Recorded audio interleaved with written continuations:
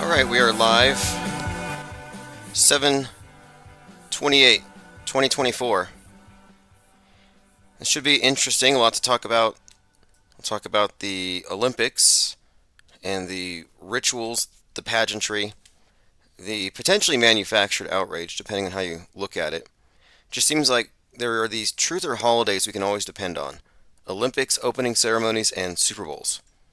And these usually interpreted as prophetic events, and it's because they are. So, like it or not, the truthers have a point. So we'll talk about that. And first thing, though, I want to go over some of the comments. I want to see what kind of responses we have so far on the Bonversations episode 51, my fourth appearance with JLB.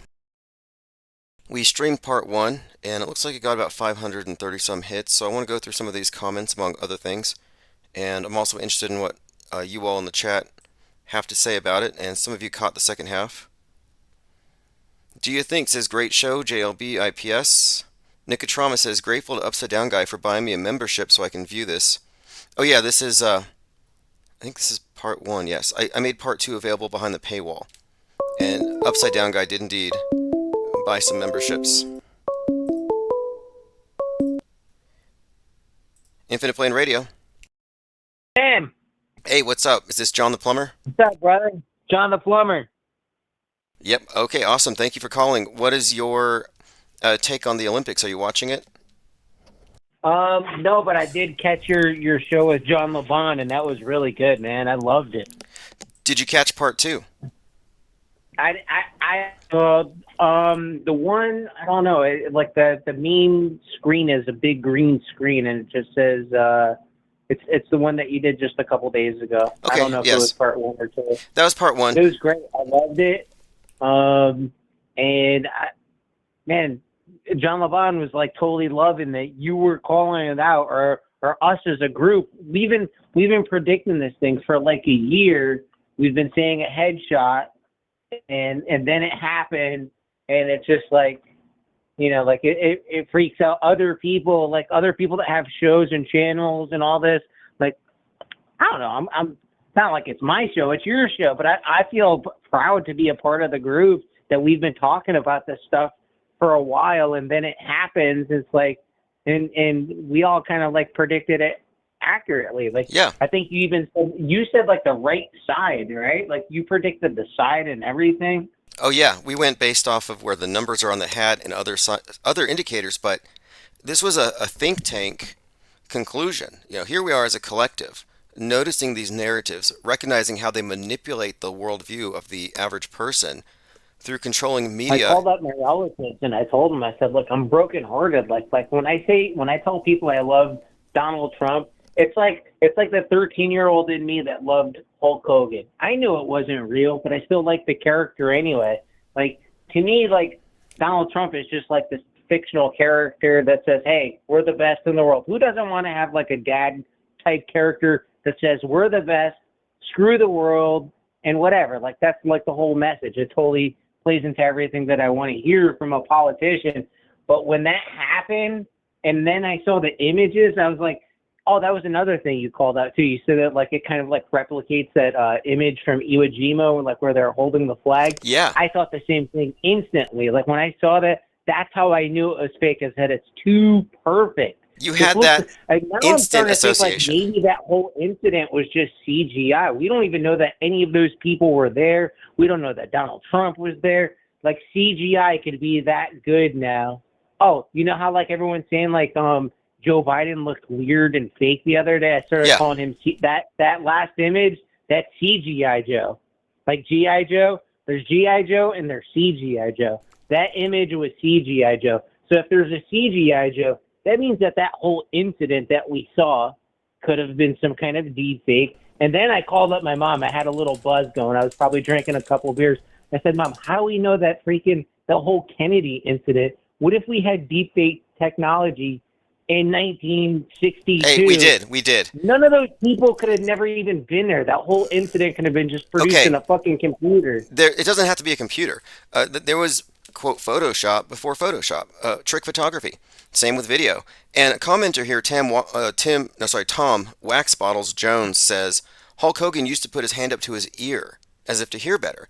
And now that I think about it, Hogan was at the RNC talking about his bloody head on his way to winning this this Hulkamania thing, and he said that Trump did the same thing with his bloody head about to go win the election. Their roles were reversed. Hulk Hogan was on stage then, Trump now. And when I heard them make that analogy, I thought this is two WWE Hall of Famers kind of letting each other know, yeah, we both bladed ourselves on TV. So it makes even more sense now. This whole thing is scripted and rigged in WWE, and that Trump is a character because the ear thing. I mean, I think this has to be another example. This can't be a mere coincidence. What do you think? Definitely, it's like we're in a movie, and maybe only 1% of the population on the planet realizes that we're in some kind of scripted thing. I don't know if it's that we're in a digital uh, simulation, or is it that just we're in an organic universe and everybody is programmed to like move throughout the world through their lives like a freaking predictable robot, and somehow we're like the only ones. Maybe not just us. There's other groups too. But I'm willing to bet it's probably less than 5%. It's probably only 1% of the world population can kind of see that none of this really makes sense, Well, and it's there's playing out like a movie. there's a couple of things here. One, I think you're right about it. Only a small percentage have seen through it, but this is not new. Generally, though, when people say the world seems fake, what do? They reach to religion and spirituality, and they look beyond the world. And so I think a lot of mysticism and religion even is there to get people to give away their power to some fantasy instead of recognizing how the world is truly manipulated. And in this case, there was deep faking before CGI. And I do think we're in a simulation, but not physically. Mentally, we are. Our mental construct of the world is a government regulated sim that we all agree to. It's the hive mind. And only a very few number of us have ever even, like, I would say less than 1% are opting out of it. And probably even less than 1%. And the number of programmers can only be about 1%. And none of I'm them are seeing like fully in the know. big YouTube channels now are saying like freaking Joe Biden is Jim Carrey. We've been saying that for like at least a year, 2 years. We've been talking about like how all these actors. It's to me it reminds me of that one series that was on Amazon a couple years ago where they're like all raised into like this thing, and like the guy's going out and he's killing all the people that escaped. Which one was that? It was Utopia. It almost feels like we live in a world like Utopia, and all the people that we see are just like all bred in some type of fucking Utopia hive, and they're just all actors. And I don't know what the purpose of this is. To me, it feels like they're harvesting our illusions. Like if you don't have anxiety, they're gonna find a way to make you feel anxious. They're gonna Do, find something that yeah. you're afraid of, Do you know and who it just feels like they're sucking it out of you. Do you know who Jimmy Dore is? I guess he's a comedian. Yeah, I watch Okay, Jimmy Dore. I okay, watch a cross section of all the channels on the internet. Really. okay. A few days ago, he was talking about how fake Biden looked, how he looked taller, and he brought out all these videos that showed hyper-realistic masks, and he talked about Jonah Mendez, how she fooled George W.H. Bush with one of these synthetic, fake It's total bodysuit stuff that they used to have. That's That the woman in charge of the disguises at the CIA. yes, and I'm like, wait a minute. We were talking about this in 2020, and even before then. I put out a book called Deep Faked about how all of the talk about digital deep fakery was to distract us from the fact that we were already born into a deeply, well, faked world, and that deep fake tech has already existed. There are people on the world stage who don't even exist, but they've been in our face. Like we may not know. I mean, maybe Trump is five or six guys wearing a Trump suit and rotating duties. It's within the realm of possibility. So I see this guy talking about it. I'm happy for it. However, it's like, where were you, 5 years ago when it would have mattered, when it wasn't a total sea of irrelevance where now facts don't even comport. So I have this crazy idea, like maybe like I don't know if I've said this before. It just came to me, I don't know, recently. Maybe it's almost like every I don't know 20 to 30 years, the world's biggest industries get to run the world. So maybe like in the 1800s, it was like the railroad. They were like they owned all the politicians, so on and so forth. And then for a time, maybe it was like big oil, big energy, maybe big Hollywood. Like these are all different eras, you know? Well, who's running the world now? Which industry is in charge of the world now? Is it like big internet? I got it. It's big. Um, It's big mind control, because big religion, mind yeah, control. and big mind control has as a Well, subset it's government. So oh, I have this government, idea. Is like in the go, '80s, wrestling was the biggest thing in the world. In 1984, wrestling had like gone 10x. It sounds silly, right? Like, why would somebody let freaking Vince McMahon run the world? He doesn't run the world, but he like came up with like a thing that like the people that were in charge of the world, they said we need to copy this shit. So that was my final point. Is that not that Vince McMahon runs the world? Is that like he came up with a formula that the whole world fucking adopted. There's probably like different iterations before, I get but you. we've been living under Okay, World War WWF since like 1985. yeah, he's the guy who is tasked, or perhaps he was the right person, to bring bread and circuses to the billions in a very standardized way for consistent and ubiquitous messaging. Because the TV is the state church, and wrestling is a huge part of it, as are all sports. And WWE is huge for predictive programming. Hulk Hogan, the ear thing, the 9/11 Twin Towers coming down stuff, and now, he even seems to be the You know how embod. like Stanley Kubrick was like the big director of film, right? A lot of people Right. don't realize that there's a difference between videotape and film. Film has to be, or at least it used to have to be processed. And there was a time like maybe like when like a tenth or a quarter of the budget of a movie was just spent on film and processing the film. But video has been an instant image since like the 1950s. So if there's a Stanley Kubrick and his half of the freaking his responsibility was like painting a picture through film to help guide us through this last century or whatever, or kind of do the predictive program. Maybe like the McMahons were like they were like on the video end of something that just like went viral through multiple generations of young men to go out and spend money on action figures and all this stupid shit Yeah, and all these narratives. good point. We talk about metascripters, directors. Well, there have to be He was a metascriptor. He was ahead business of his time. mandates. There are He was a cult leader. metascriptor ahead of Yes, his time for sure. absolutely, definitely. Basically, I think one of the clearest examples of this too, about how And entertainment Hulk is part of Hogan, not government. Hulk Hogan, but Hulk Hogan and Donald Trump were both in WWE. Now, like I was a young man at that time. I wasn't watching wrestling anymore in the early 2000s. In the 90s, I was watching wrestling. In the 80s, I was watching. But I remember like coming home from work and turning on TV at like 22 years old, and like Donald Trump would be getting hit in the head with a chair. I'm like, oh, I remember this guy. So like he had been on TV forever. He had been like some kind of TV personality, but he's probably buddies and some kind of circle jerk with the McMahons. Yeah, it's called the Illuminati. Anyway, hey, John the Plumber, good to hear from you again, and I appreciate your Love you, brother. insights. Take care, man. Thank you. Have a great day. All right, that was John the Plumber, and his comment was that the JLB Hour 1 was excellent, and I agree. Great talk. We covered a lot of very important points, and let's go over a few more of these comments. Shout out to Symbia, gifted 5 memberships, so 5 blue wrenches have been dispensed. Mizell, Haystack Sniper, D. Brooks, and Joanne Cat have all received Blue Wrench Lodge memberships, which means you can go to the main channel and watch part 2. And part 2 is actually longer than part 1. Okay, so let's see here. Comment Symbia says JLB's commercials are hilarious. Yeah, you have to listen to JLB's commercials. There's a lot of them. Solid chat, 2 white pill dispensers, says Baja Pickleball. Which is true. We do have a wide array of white pills, but we don't dispense them. You can walk up like a baby bird, beak open, and I'm not going to drop a white pill in there. You have to do it volitionally. You have to self deprogram. There's no other way. We can leave them on the ground like breadcrumbs. So you follow the white pills, lose all your fear, then you go to the edge of the world, and out there is just a raft, which is where we are. The raft is the separate body of media outside of the mainstream and alternative, and it represents a parallel body, but this is skeptical media. This is media deconstructionism, as well as PSYOP-aware media. If you're not PSYOP-aware, you're programmed. It's actually that simple.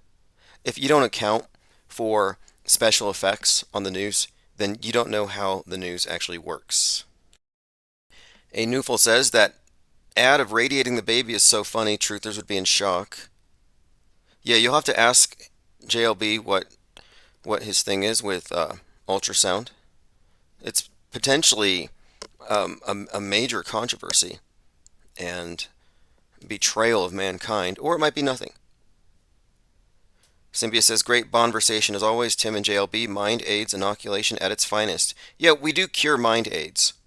And if you have it, no shame, the government gave it to you, but it's curable. And mind AIDS simply means that your face is so close to the ubiquitous screen that you no longer question it. You just accept it as sensory data. Oh, I see it, therefore it's real. Like see-say, like hearsay. I heard it, therefore it's real. And reality doesn't work that way. It's not that simple. And so what I recommend is socially distance yourself from the screen, get back at least 6 feet, and then consider it as a filter, an optional perspective, but it should never weigh heavier in your mind than what is outside the screen. And once you become the arbiter of what you believe, it's quite easy. Then you don't just passively accept every mind virus Big Brother sends your way. You're inoculated. And again, the people who have their faces pressed up against the screen are infected. So here's Hulk Hogan holding his ear. And just to reiterate, at the RNC speech, not only did he invoke the Illuminati playing card, Enough is Enough, the sniper card, but he alluded to Hulkamania, and he compared this Trumpomania to Hulkamania. And he said, I remember looking down at Donald, and I had blood running down my face, and then I marched on to victory. Then you compare it with what Trump did. He's up there bleeding from his face, and Hulk Hogan's looking up the TV, watching Trump on his way to victory. But it goes deeper than just this parallel circumstance with the bloody head. They're both WWE Hall of Famers, which means both of them are very well appraised of the role that blading plays in the special effects on the World Wrestling ring, which is essentially a tiny razor you use to give yourself a little cut so you can theatrically bleed. And Hogan would bleed on the top of his head, and it would mix with the sweat, and his face would be bloody. Trump bladed his ear. It wasn't an AR-15. God didn't spare him and then let the bullet kill a fireman. No, it was actually a blade, and it was a self-inflicted wound. I don't even think it was like a blood capsule or a squib. I had pondered possibly, maybe, I don't know, if someone here is a MAGA, or you know one, squeeze their hat between the 45 and the 47 and see if it's like a ketchup package. You squeeze it and it squirts out ketchup. See if it squibs, as in if it's a blood packet. Because I think the MAGA hats have blood packets built in there, because when he put his hand up to his head, he might have squeezed that. It's either that or blading, take your pick, but we know he wasn't shot. And that's become a point of contention here recently. Like, the media is completely moved past that. In fact, Donald Trump Jr. was pissed. He's searching for assassination on Google. He's searching Trump assassination. And you know how it gives you a list of commonly searched phrases. Apparently, people have searched for every president being assassinated except for Trump. Like, Google has scrubbed the results. And this is probably not a coincidence. And then you have this. This is from Futurism. J.D. Vance couch searches outpace Trump shooting queries. So more people are looking up J.D. Vance and his couch than the Trump shooting. You see how fast it is? It's only been a couple of weeks, and Trump's assassination attempt has already been drowned in the sea of irrelevance, lost in between the couch cushions of history. Like, nobody cares anymore because J.D. Vance had a love affair with a couch when he was in college and wrote about it in a book. And then they pulled the page out and republished it. Then it went viral. Then you found out that it was fake, but now nobody cares that it was fake. Because in this realm, belief makes it real, at least in the simulation people live within, like moon landings. So yeah, J.D. Vance and couches, man walking on the moon, equally true propositions. All right, let's see who has rolled up here in the chat. We're here on Sunday. We missed yesterday, but that's because we are working on lots of projects behind the scenes. We're preparing for AH 2024, the planet killer asteroid. And I'll give you ample warning before it hits. Joined by Tom Wax Bottles Jones, Smarty Pants, Northern Girl, 737, Napoleon Wilson. What shall we learn today, Tim? Well, there's quite a lot, especially with the Olympic stuff. In fact, the other day we were talking about the symbolism of Lady Gaga and pink, and the Statue of Liberty, all bruised up with the broken crown, and the ISS behind it. And I had mentioned how the pink symbolizes Babylon in the Babylon Beast pair that were shown in so many different ways, like Barbie and Oppenheimer, the bomb being the beast. So I thought there's got to be some nuke reference in here somewhere. Well, it turns out the broken down Statue of Liberty is from Planet of the Apes, which we had just talked about the day before. And in Planet of the Apes, the world's destroyed by nuclear bombs, atomic bombs, mutual assured destruction, and the apes worship a missile. They worship the bomb. So we made some solid connections, which we'll talk about. Joined by Oswaldo, Flozik, Ollie Goering, Clockwork 113. Thank you for joining. We have a few people here from DLive, Twitch, YouTube, and Twitter. We have a big following on Twitter for some reason. A lot of people tune in there. Jamitra 101 says right ear too. Yeah, the Hulk Hogan holding the ear. I think that's something. And I think it wasn't. And look, this wasn't like at the last minute they said, let's not do the eye shot. Let's just do the ear. The eye's too complicated. No, it doesn't work that way. There's ample predictive programming, including in something called Ugly Humans, where a politician gets the ear shot off. I mean, the ear was the target. The predictive programming backs this up. Blood on the right side of his head. But by all indications, it's not over yet. Peter Territory says there's body cam footage of the shooter dead on the roof. Yeah, it's all fake. Special effects. Just for future reference, all second shooter narratives, from Littleton to Sandy Hook to, back to JFK and Oswald, second shooter narratives are all fake. All the Patsy stories are fake. These are planted stories to create this false perception that it's either real, as the news reports, or real, as the conspiracy theorists report. And the conspiracy theorists say, oh, look at the water tower. They will agree that it happened, but they'll disagree with the mainstream interpretation. But none of them dispute the central facts that, blood was spilled. And what I'm pointing out here is that nobody died. It was a simulation. It was a magic trick. Everything they can fake in the movies, they can fake on the news. That's a simple axiom, rule of thumb. What you saw was released so that you would cement it in your mind that somebody actually shot at the former president. Truthers are not allowed to go outside of this box. It's called Trutherville. And in Trutherville, you have false flags and patsies. And you have stand-down orders by the deep state because it was meant to happen and Trump got lucky because he was shielded by the armor of God. And all these other stories. And they just happened to pose like the Marine War Memorial. They just happened to pose like Braveheart. In fact, some have compared the raised fist to the Statue of Liberty. I'll show you that in a minute as well. Diana South says Johnny Circucci used to break down Jimmy Dore. Yeah, I spoke with Johnny Circucci once, and then he decided that I was a Jesuit, and now he's afraid of me. Okay, continuing. Lots of new wrenches in here. Diana South said, "How old is John the plumber?" I don't know, but he's a long-time caller. He's been calling since at least 20, I think 19, 2020, maybe before that, when we started talking about mud flood. And I think I was actually asking for people with experience in architecture or plumbing or anything where they might know something to add to the conversation. Mango Penguin says, "Thanks for making my Sunday feel like yesterday, Tim." We says, "Good day to you all. Nice to see you. Thank you for joining." And phones are open, 505 510 4226. And I had a scared truther tell me that 4226 is too close to 666, so he won't be dialing it. And I'm like, how'd you arrive at that? How is 4,226 the number of the beast? Well, apparently, and you have to decode it, and I'm not a Christian Kabbalist, Demetriotician, or whatever they are, but you add 4 and 2, you get 6, and then the 2 6 is actually a secret code for 2 6s, so there you get your 3 6s. But you're not dialing the 3 6s in a sequence, so I don't think you're going to curse yourself by calling me, but that's okay.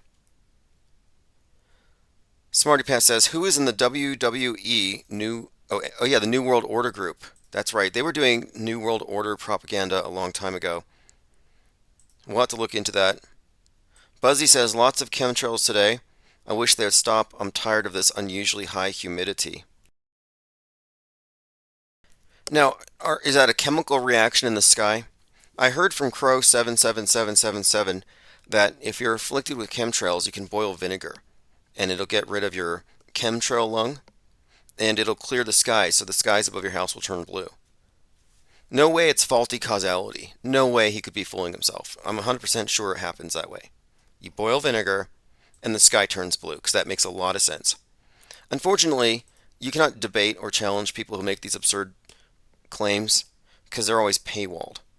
It's like if he wasn't hiding behind a paywall, I would say, hey, Crow777, who has a slogan, "Belief is the enemy of knowing," is afraid to have his beliefs challenged, is afraid to confront the logical fallacy inherent in the boiling vinegar clears the clouds claim.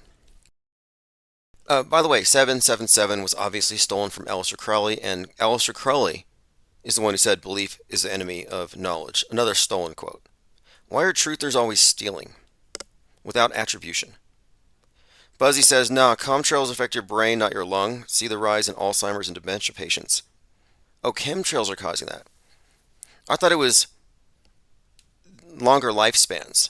You know, if we all suddenly started living to 150, you would see all kinds of new afflictions that we never had the luxury to live long enough to experience. I think it's more likely a faulty causality, but I'm still skeptical when it comes to chemtrails because, well, they don't exist. It's condensation. The Incompletist says, "Lady Gaga, Gog, Magog." Okay, interesting point. Interesting point with her name. Also, she sang the national anthem dressed up like someone out of the Hunger Games for the she sang for the inauguration for Biden. The whole Hunger Games thing. And do you remember the President Snow? The president in the Hunger Games, played by Donald Sutherland, just recently died at 88. A lot of weird connections with Donald, 88, Trump, and so we were looking at this. We even looked at that, the death of Donald Sutherland, as predictive of whatever's going to come to Trump. Although it could easily represent Biden, who was kicked off on Ice Cream Day.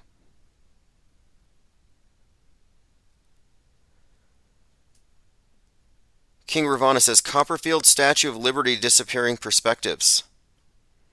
Yes, magic shows are an important thing to think about when you're considering news because the magic shows only work if you're in your seat because it tricks the observer because it's designed to. You know, you're in the seat getting only one perspective and working with that, as long as you're in your seat, you're not going to be able to see through it.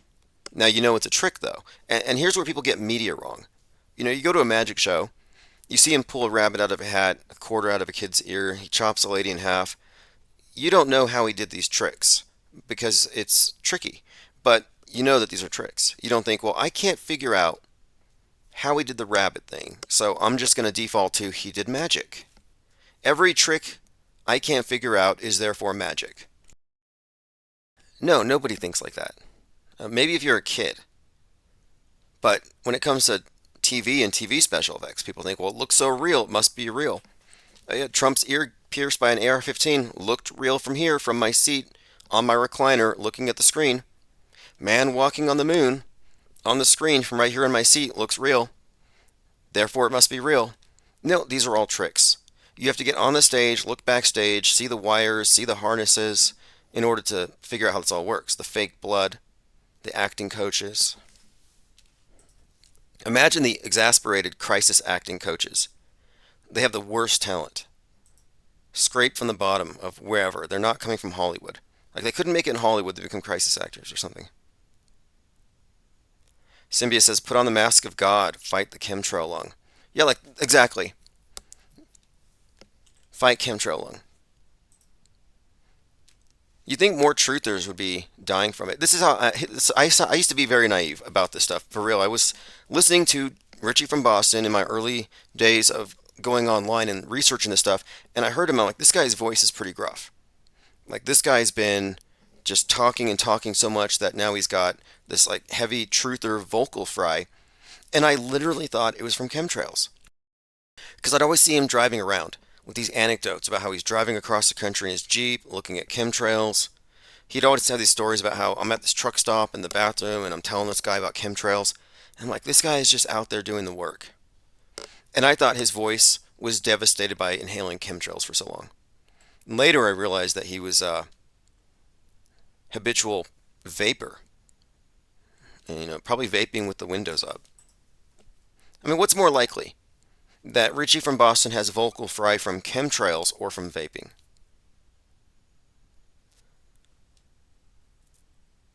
Napoleon says, before you dissect the Olympic ceremony or Trump, what do you expect of Fetzer? Yeah, Fetzer's going to be live tonight on Fakeologist, and I plan to be listening to that live. And that's because Jim Fetzer has debunked the moon landing better than anybody. He's debunked Sandy Hook better than anybody. He's done some incredible work. However, he still has one foot in the box, and I don't know if he's a gatekeeper or if he's insulated and is just keeping bad company.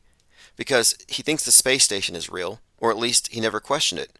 And I thought, wait, these guys just conned the world with the moon landings, and now you're just giving them a pass on the space station, which is even more magnificent and unbelievable than the moon landings.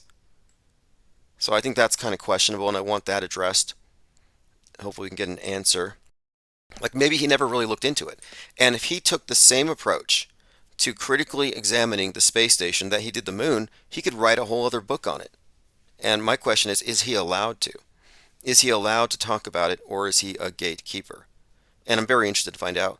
When I hear some, like these, like Wolfgang Helbig, big time Sandy Hook skeptic, got into a lot of trouble for it.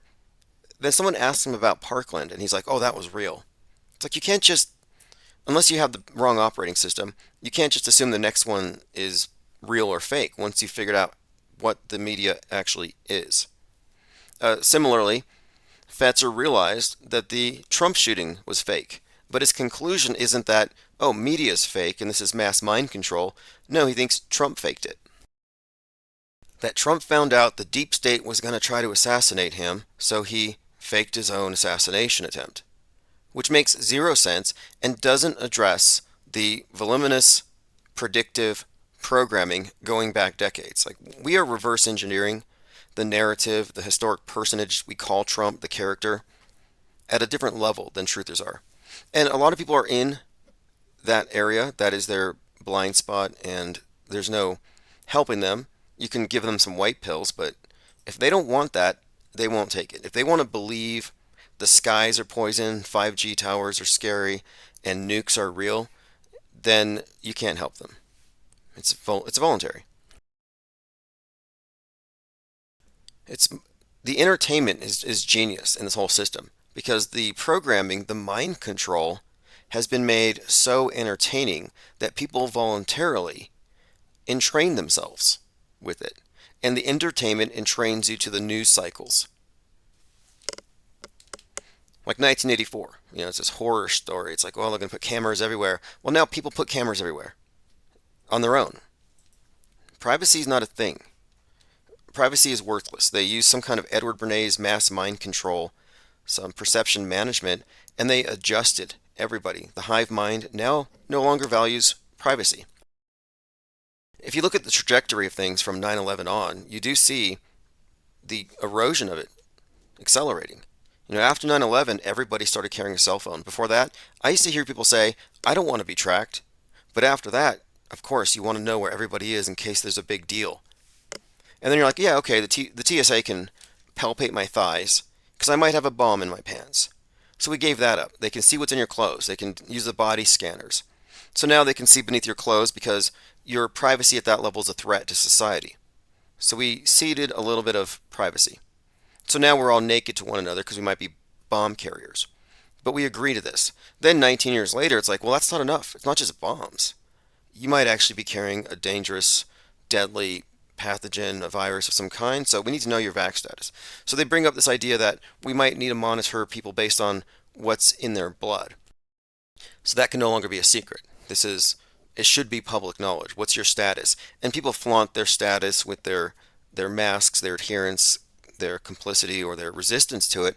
But what they did is they started to destroy privacy, where now your medical status is now something that is of compelling interest for everybody to know. And they're not even done yet. Because now it's like, well, you can't fly unless we make sure there's no bomb in your pants, nothing in your blood, and no bad memes, no mind viruses. What's in your browser history? What have you been tweeting? Are you on Telegram?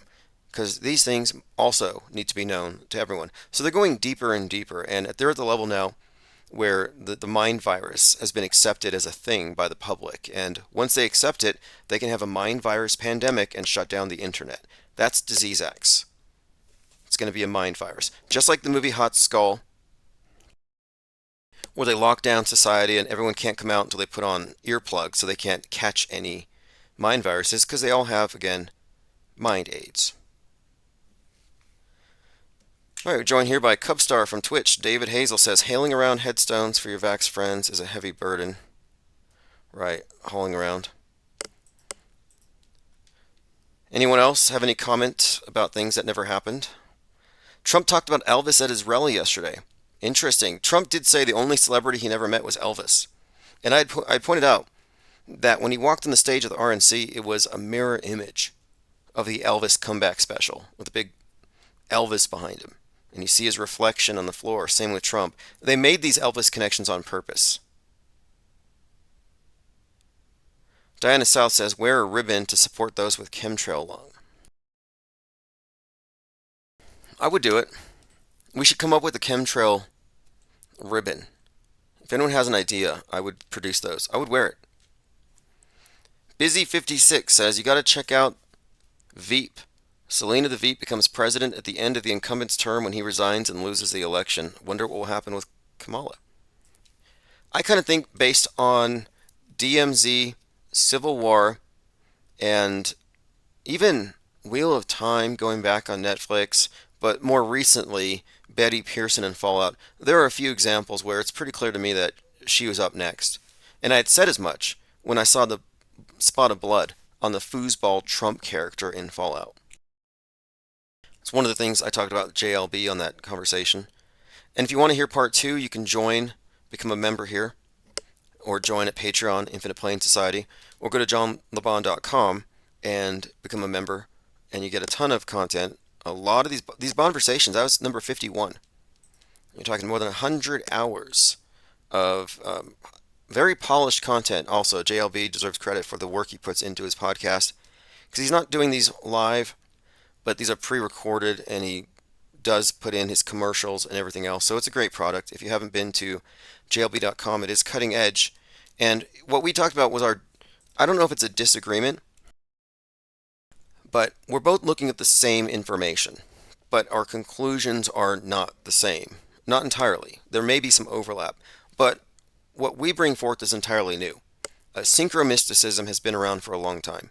It has been the default explanation for truthers who know that these can't be coincidences between media and entertainment. You can't call these coincidences.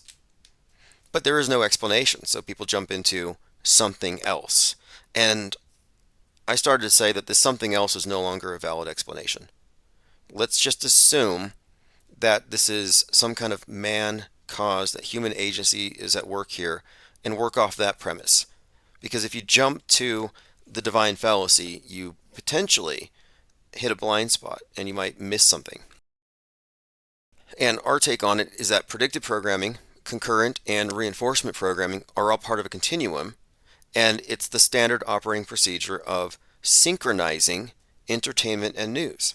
So the synchromystics are right. It is synchronized, but it's synchronized by man, and that's because they're synchronizing your mind to the news, the dreaming mind, the subconscious, with your sentient right-wing logical mind. I mean, your right brain logical mind.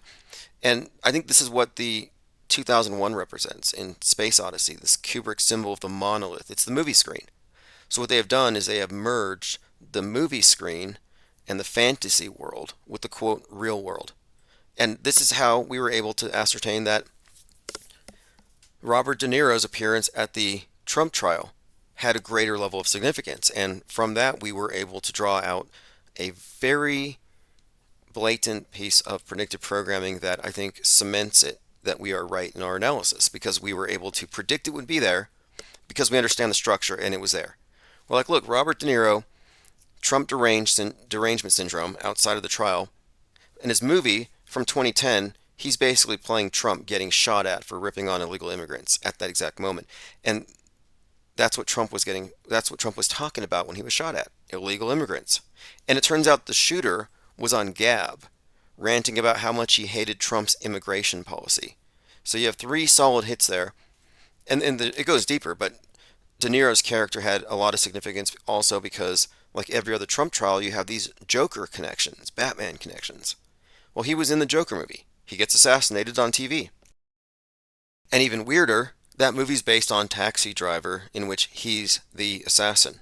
And the movie inspired Hinckley, John Hinckley Jr., to shoot Reagan and Brady, who died on 8/4, 33 years later. It's a story. And we're just going back and looking at it as such, and we're consistently vindicated. The Incompleted says, is chemtrails a divisive double bluff? Yes. The reason for chemtrails is this. There's a bifurcation in the mind war that keeps the two sides polarized so they can be played. And the players are the programmers. I'm not played. The only winning move is not to play, the movie War Games. So from our off-world stage perspective, we can see it very clearly here. And what they have done is they have introduced this God construct, that your behavior pisses off God, and it's going to destroy you all if you don't modify your behavior, as per the priesthood, who boss you around with the force of government, because of course they represent the rulers. So you're told that your behavior is going to kill us all, so modify it. Pay some taxes. Tithe. And this is a construct. It's a dynamic they introduce. So the Old Testament story is your wickedness is going to bring about God flooding you. So you have the flood myth. And that's very compelling. A lot of people are like, we don't want to be judged by what you guys are doing, so shape up. So it's part of this system of authoritarianism. At a very deep level, this is all based on fear-based mind control. But they've reiterated the same exact Old Testament myth for this godless religion of scientism and nascentology. They've just called it climate change. But the premise is the same. Your wickedness is going to bring about the wrath of Gaia. So Gaia is a God construct based on the Old Testament God, at least as far as his wrath goes. And another element to this is that the right wing clings to the traditional views and Christianity and the biblical worldview. So to them, sin is the problem. That's why they're so outraged at the Olympics. Oh, you're going to cause a flood. Your wickedness. This is Sodom and Gomorrah, they're saying. The right wing has the moral pandemic, and they have the old archaic concepts of sin. The left wing laughs at that stuff because they have their new science approved God construct and climate change, a neo eschatology, again backed by science. So you have this new concept of a judgment, this new concept of sin, and the old concept, and they're always clashing. And each one rejects the other's God construct. But they both agree that man's destroying the world. One blames government, the other blames private sector. Infinite Plane Society. They both agree that man's destroying the world. One blames government, the other blames private sector. Hey, how are you doing today? What up, though? Thank you for calling. I gotta turn this one off so I can hear you. What's going on? Just catching up on the last week. We missed Infinite Plane Saturn Day, but I'm going to cover a few things. Have you been watching the Olympics? Okay. I have my 2 cents about that. Basically, a lot of people are comparing that opening ceremony to the Last Supper, but it was actually a depiction of a Greek mythology story that involves some blue man. I forget the title of the story, but it's not depicting the Last Supper, even though everybody is insistent on making that comparison. I'm glad you brought that up because and I mentioned this before because they said they're mocking Christianity, and I said, if anything, the worshippers of Dionysus should be offended because the Christians appropriated all of their iconography, and this was a representation of Dionysus, the wine god. Well, that's and the comment that I'm leaving on most threads that are debating this was the Last Supper and how could they mock God? Well, my thing is having a Caucasian picture of Jesus on your walls. Isn't that also mocking Jesus? You would think so. You would think so. Yeah, I would mean, say so. It's a favorable comment. I mean, people are kind of scratching their head to it, but then they're like, well, I mean, because like it's like an oxymoron. You're using this as an example for an attack, but you probably have a picture of Jesus, a white Jesus, on your wall right now. And my thing is, as an African American, no, knowing that Egypt is in the continent of Africa, that's mocking Jesus. I see your point there. Do you feel like the outrage is manufactured? Because I'm suggesting here that they're triggering the right wing on purpose, that it's manufactured outrage, and none of them are really that mad. But what do you think? Oh, I sincerely agree with you. The manufactured chaos, I believe there are rooms of people who are sitting at computers and are just employed to create, you know, distinction between two arguing groups, which right now is the Republicans and the Democrats, the Trumpers and the ones who are in limbo because they don't know what to expect. But Kamala, they totally flipped the script with Kamala. So, my whole theory with Kamala, we got to understand that the infrastructure has already been set for her to succeed with the cop cities and the AI operated prisons. So it's like she can dictate from afar when we're moving into an AI society where you're going to have less people interaction. You're going to have heavy government, but we ain't going to see nobody in government. Everything going to be scanning this and scanning that. The doctor lines are going to be long. And I mean, it's going to be utterly chaos. I heard someone say today that the manufactured depression that's basically on the fringe, which was planned for Trump, has now been swung to Kamala. She's going to be the one to take that burden of the economic fall and us changing into, digital currency and all of that. Interesting. Her being a woman, we can't exactly, the whole gender thing affects the way one will respond, the way one will comment. You know what I'm saying? So it's the trickery that they're using at this point in time with us being so emotionally invested. You know what I'm saying? We're all being bamboozled. Everybody.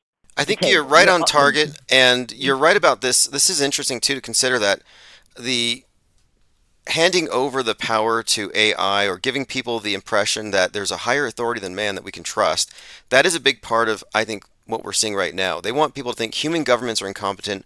We need to rely on a higher Mhm. power. And AI is being introduced to the masses as some kind of a higher power.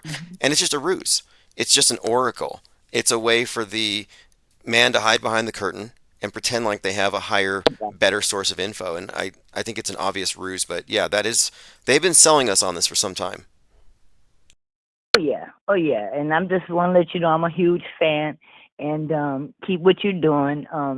You are a great mind, and I love Infinite Plane Society. Okay, thank you so much for the call. Appreciate it. Have a great All Sunday. right, peace. All right, thank you very much for the call. First time caller, I think. Listen to this. Police department trio claims ties to Knights Templar arrested in California. The members of a Masonic fraternal police department, one on an aide to a state attorney general Kamala Harris, faced charges of impersonating a police force. So this is a story where these three police officers were arrested, and it has to do with something like they were claiming to be affiliated to the Knights Templar. And it says here, they claim to have existed for more than 3,000 years, and the force claims jurisdiction in 33 states and Mexico. But its efforts to work with Southern California police led the LA County Sheriff's Department to investigate its members. So this is a story from a few years ago, 2015, but it is about this Masonic fraternal police department that claimed some kind of jurisdiction over these wide areas, and they were in fact acting as a quote clandestine police agency. It says here the Masons of California claim they're not affiliated with it. Most of their websites were password protected. All 33 states, police reports, and the others identify an address in the Beverly Hills as a location for the department. I'm just pointing this out that this was a Knights Templar connected Masonic police order, and one of Kamala Harris's aides was connected to it at the time. So kind of a tangent, but when we look into this character, this scripted character, that is something to consider. Olympics open ceremony, Last Supper controversy. There's Dionysus who arrives on this table, but he is there because he's god of celebration in Greek mythology. So I do think if anyone should be offended by cultural appropriation, it's not the Christians, it's the Dionysians. So if you're a worshiper of any of these old wine gods, you know. Oh, listen to this. City of No Nights. Olympics host Paris deals with report of massive power outage. A blackout. As someone in the comments here had mentioned, that it's like Mountain Dew, pitch black. And you know, we were just talking about Mountain Dew cans. Ever since last year we had Lahaina, and there was the Mountain Dew Maui Blast, and people said Dew is direct energy weapon. And the Maui Blast was a reference to what happened in Maui. Now here we are, 1 year later, and you have Jasper out in Canada that is being compared to Maui. So we'll get into that. A couple of things I want to get into the Mountain Dew. J.D. Vance comments about Diet Mountain Dew and racism going viral, and now it's a meme. So Vance made some comment about Mountain Dew and about how the libs might deem it racist someday. An ironic statement, trying to be funny, but it made Mountain Dew kind of stand out. And we've been talking about this ever since, again, Lahaina. Well, here are some other Mountain Dews to look at, weirdly enough, as predictive programming. You had the Star Spangled Splash.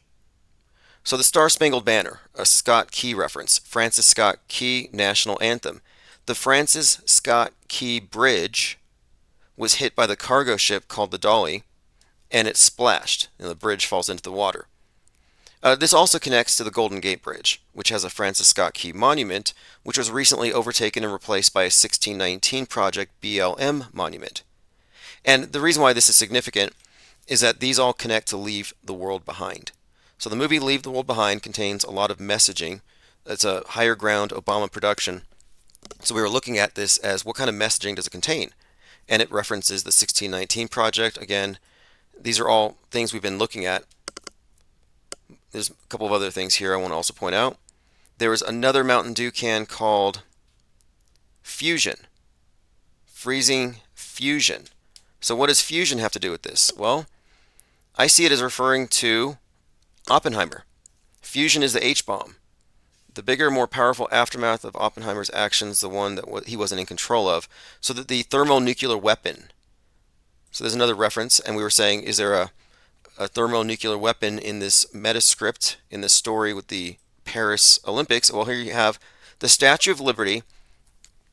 We talked about this the other day, and she has a broken crown, and her face is bruised up. It's just a busted up Statue of Liberty. Well, it turns out a couple of things. One, the other Mountain Dew I was pointing out is called Liberty Chill. So Liberty Chill. And if you look at Liberty Chill's logo up close, the Statue of Liberty's crown has fallen off. So Liberty Chill as in a freeze, like freezing, like a lockdown. Like if there was a mushroom cloud, if they Oppenheimered someplace, let's say Paris for example, we would all lock down. Liberty would chill. Moreover, the reason why the Statue of Liberty is banged up here is that this is from Planet of the Apes. And Planet of the Apes takes place in this post-nuke apocalypse world far in the future. And then what's more, the Planet of the Apes, they worship something called the Alpha Omega bomb, the largest atomic missile manufactured sometime in the late 20th century. And this is one of the themes in the show. You can find how these apes are worshiping the Alpha Omega bomb. So again, a pretty straightforward nuke reference built into the Paris Olympics. Then we have the blackout. Again, the Mountain Dew's weirdly predictive. And there's quite a lot more. We've been behind. It's been a few days. Meet this. Now this ties into what the caller just said. The Corbett report put this out. Meet the sentient world simulation, how the government predicts the future. So I don't think he has it right 100%, but there is something in this article worth considering. And this was shared by Lloyd Miller in Gilded. Meet the sentient world simulation. The sentient world simulation is a U.S. Defense Department thing they revealed. And it's a real-time model of the Earth and every person on it. So it's not just a model, like a physical or a replication of a physical globe spinning in space, but this actually has the people on it, everything moving around. So it's the weather, it's the people, it's everything. It says, this is Greenwald saying, Glenn Greenwald, this was the mindset that in 2002 led Bush to dredge up John Poindexter. They worked for defense contracts and dredged them up to start the program they called Total Information Awareness Program. Now you may recall Total Information Awareness, and its logo is the all-seeing eye shining a beam on a ball. So that's not an Illuminati playing card. It's not from a movie or a video game. It's actually the Information Awareness Office. It's an interesting article. I'll share a link to it. But the idea here, he says, is, quote, if you have nothing to hide, then you have nothing to fear, which is a rallying cry for those who are too afraid of questioning governmental authority to speak out against the surveillance state. The answer, of course, is that the question implies that the agencies tasked with carrying out the surveillance are above reproach and would never abuse that power. I would say it's far worse than the Corbett report suggests here, that they might be able to predict the future with this perfect model and manipulate us. I'm suggesting that they've already mastered this technique. We already live in their simulation. They've already created it. It's the media itself. Because the media is, and if you look at it as a unified field, as a monolithic influence, it's an immersive illusion that is, in fact, the power elite's selectively curated worldview. It's their sim that we are plugged into. And by we, I mean everybody but us. So it's worse than he thinks. But, the truthers are always behind. They're 8 years behind or 6 years behind figuring out about hyper-realistic masks. Meet Doug Mills, the New York Times photographer that Trump calls a genius. So they knew each other. The photographer who photographed the bullet whizzing by Trump's ear was someone Trump knew. And we've been talking about him because he also photographed the Secret Service agent whispering in George Bush's ear on 9/11. So two ear references.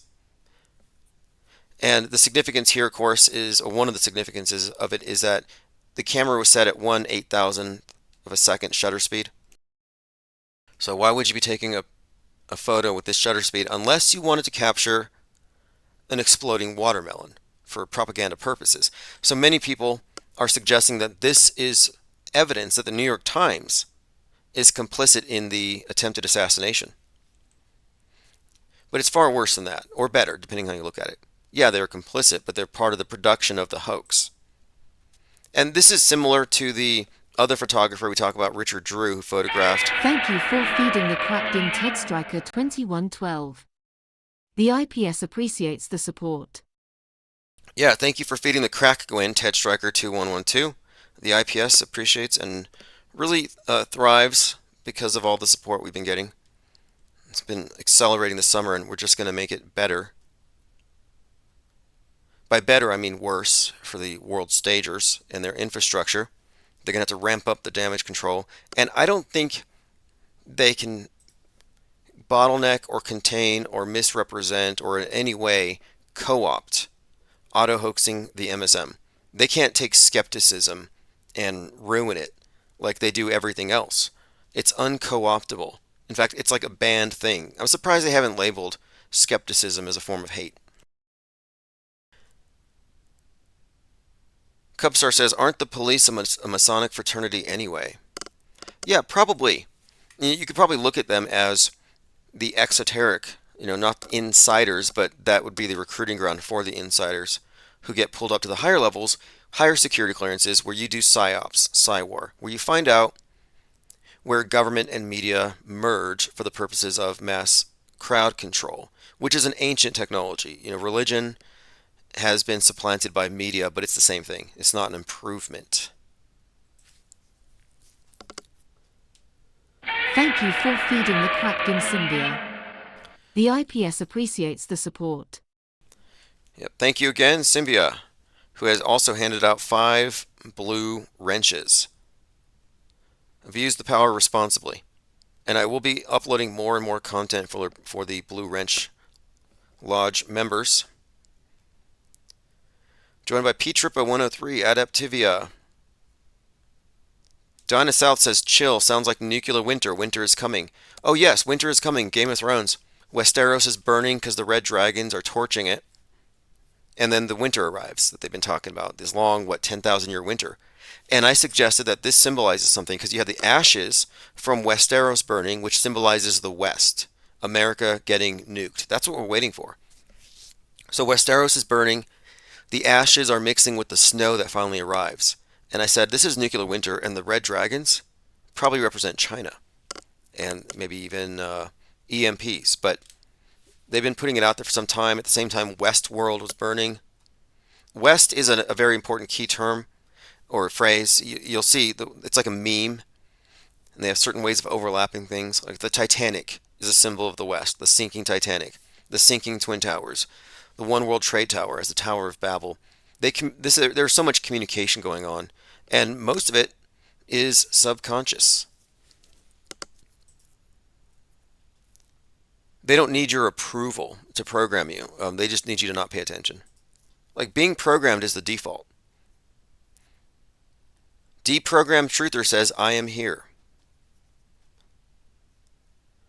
Okay, let's continue. We barely got into the notes here. We were talking about total information awareness. Okay, here's a quote by Kamala Harris. What happened to any time, any place? And this is in response to Donald Trump saying maybe he's not so keen on debating when he said he was going to do it any time, any place. Well, it turns out that the Illuminati playing card we keep referencing, enough is enough, the one that even Hulk Hogan referenced, says enough is enough. Anytime, any place. Our snipers can drop you. Have a nice day. So there she is saying anytime, any place.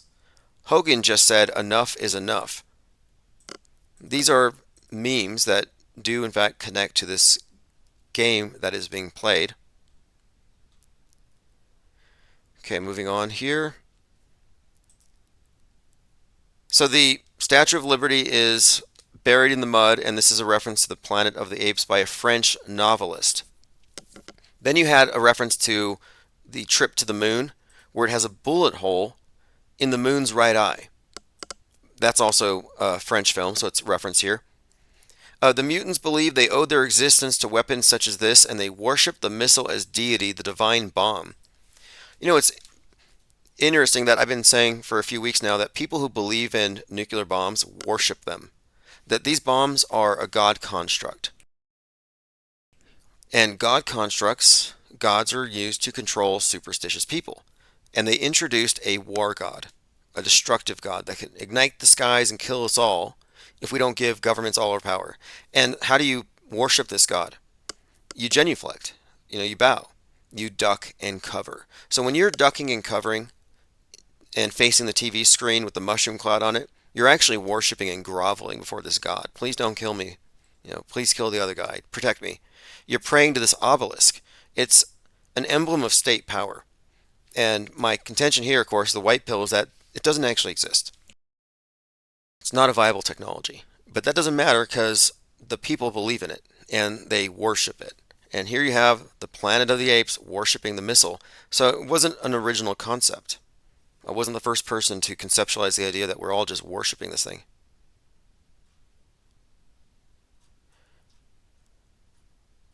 Okay, continuing.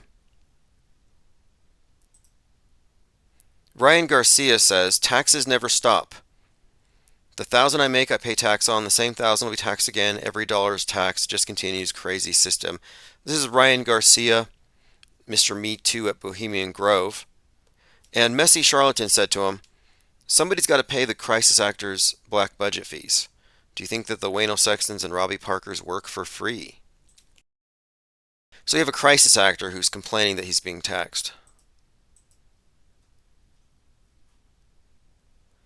Here's something else. We talk about the sentient world, and I want to show you several scenes from 3 different movies. This is from Westworld. And in Westworld, you have this computer sim, basically a real-time world simulation, and they're able to manipulate it from without. Here's a scene from Hunger Games, same thing. A world simulation, everybody surrounding it. Here's a scene from Clash of the Titans. The gods are surrounding the world simulation, and they manipulate it from above and from without. And I think these are all descriptions of how things really are, that the programmers work on the program, and the program is the world stage construct that we all passively absorb through their programming, and they can add stuff into it. Hyperstitions, God constructs, Gaias, and nuclear bombs. Jack Posobiec says, Donald Trump stands up for Christianity, and the globalist elites are throwing the demonic in your face. Symbolic rebellion is a form of Satanism. This is from Jack Posobiec. I only reference Jack Posobiec because he's a huge influencer on the right, and he's the guy that started the Pizzagate psyop. Comet Pizza. And this just is something to illustrate my point, that the right wing is programming their followers to believe in literal Satan and Jesus versus Satan. Moral panic. The left wing is all about, pandemic panic. And for them, it's misinformation and hate that they're against. It's these secular counterparts to the traditional concepts of evil. It's all programming. These individuals don't believe this stuff, but they are getting people to look at this Trump shooting as God saving him. And they're buying it. They're buying into a mystified explanation of a fake news event. And apparently, he reports, the word fight is being spray painted on road signs all over western Pennsylvania by, quote, patriots. Fight. So just a heads up, there's a meme being spread, or reportedly. Okay, the opening band. A French heavy metal band, Gojira, became the first hard rock act to perform at the Olympic Games. And they played a song that was popular during the French Revolution. Gojira is another nuke reference, because that's Godzilla. Godzilla is it's Gojira. And Godzilla was consciously designed to be a metaphor for the atomic bomb. So you have another nuke reference right at the opening of the Paris Olympics. And then, as someone in Discord reported,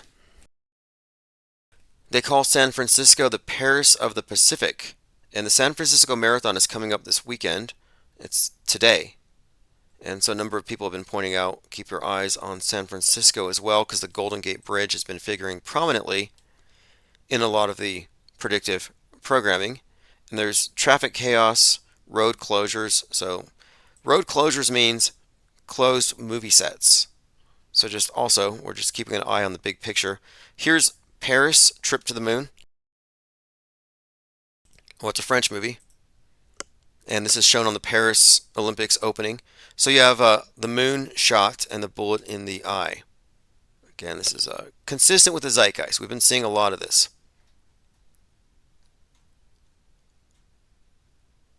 War for the Planet of the Apes cast on Trump parallels. It's, quote, unbelievable. So the other day I was talking about Trackdown, the 1958 episode that has Trump building the wall, and he's a charlatan. He gets arrested, and they drive him out of town.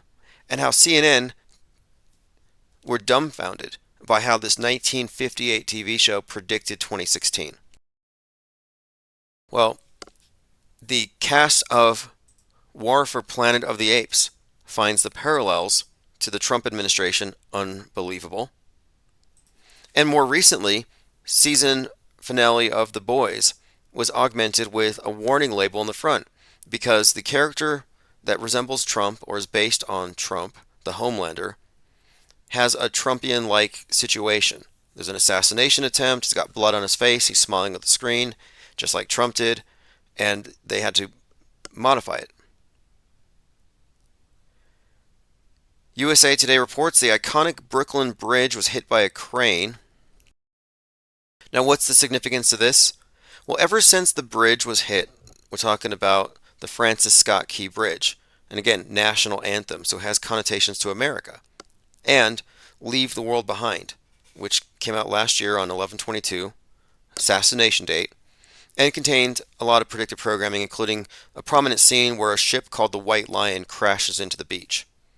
And that's a symbol, like the Titanic, symbolized America falling, but White Lion is a reference to 1619 and the first ship to carry enslaved Africans, and that's the 1619 project's basis for using that year as a starting point for this narrative. So that was encoded into the movie Leave the World Behind. They even had the emergency broadcast on the station 1619. So the significance here, of course, is the Francis Scott Key national anthem. That bridge gets hit by the Dolly. And then we find out that the Golden Gate Bridge has a Francis Scott Key monument next to it, which was vandalized by BLM. So there you have a connection, vandalized by BLM. And the national anthem, if you remember, was a point of contention because you have Colin Kaepernick kneeling during the national anthem. Well, Colin Kaepernick was a quarterback during Super Bowl 47, which was the Blackout Bowl, where it went dark for 33 minutes, way before he started kneeling. And then in 2020, kneeling came back to us because BLM was kneeling after Derek Western chauvinism was kneeling on the poor, on the oppressed, on George Floyd.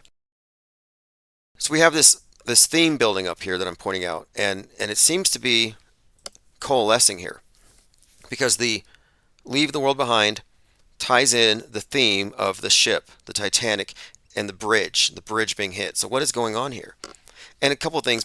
A day or two before the Francis Scott Key Bridge was hit, the door from the movie set of the Titanic had just been auctioned off. So we were already talking about the Titanic being referenced again before this ship accident. But then at the same time, we're noticing all these things with bridges all of a sudden popping up, and also with falling cranes became a thing. So it's like, wait, bridges being hit all of a sudden, just like it was train derailments before that. And now we have cranes falling. So now we have a crane hitting the Brooklyn Bridge. The crane connections go deep to the whole nuke scenario, which we can get into here in a minute. But I also want to point out that the Olympics were preceded by a series of train incidents. And we had talked about how White Noise, a movie about a train derailment and a toxic airborne event, preceded the real life train derailment in Palestine, Ohio. So we were talking about this, and now we have arsonists attack French high-speed rail systems hour before open ceremonies. Coordinated sabotage. There's a lot lining up here.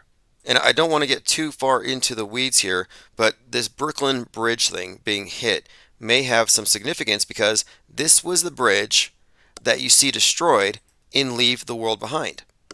And you see it in Leave the World Behind at 1 hour and 28 minutes. When was the bridge hit? When was the Francis Scott Key Bridge hit? What time? It was hit at 1:28. See if I can find the timestamp on it for you. And then the movie, although the movie had come out on 11/22 in the theaters, it was released onto Netflix on 12/8. So the 128 was one of the things that we had talked about.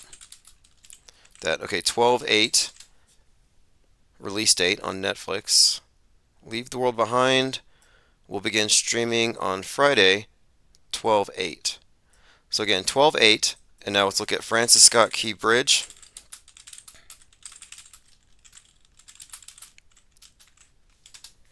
And then it gets even deeper. It's the reason I'm bringing this up. Struck at 1:28 a.m. Now in the movie, Leave the World Behind, at 1 hour and 28 minutes, you see the Brooklyn Bridge burning. So again, this is all interrelated, and it seems like there may be some culmination here with this Paris thing. Again, Paris hit by a blackout. And again, the blackout reference this is a huge part of Leave the World Behind. And another thing, the reason I mentioned Super Bowl 47, and with the Kaepernick tie-in to BLM and the kneeling and all this, and the 33 minutes of darkness, I also bring that up because right now, we're in the presidential election to see who's going to be number 47.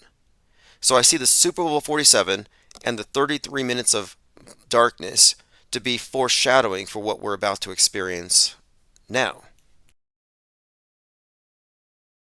Okay, let me run back through some comments and make sure I haven't missed anything before we proceed. Again, it's Sunday, July 28th, 2024. Lots going on. AJ206 says, just tuning in. Signed AutoHoaxology 101 received. Many thanks for the Easter egg. I've always wanted one. Thank you. Yeah, thank you for ordering. The AutoHoaxology 101. We need to get 10,000 copies out there. And I will distribute them by hand if I have to. And I have some ideas on how to do this. A large part of the marketing strategy is going to involve our IPS Cyber Symposiums. So that's the next thing on the agenda here.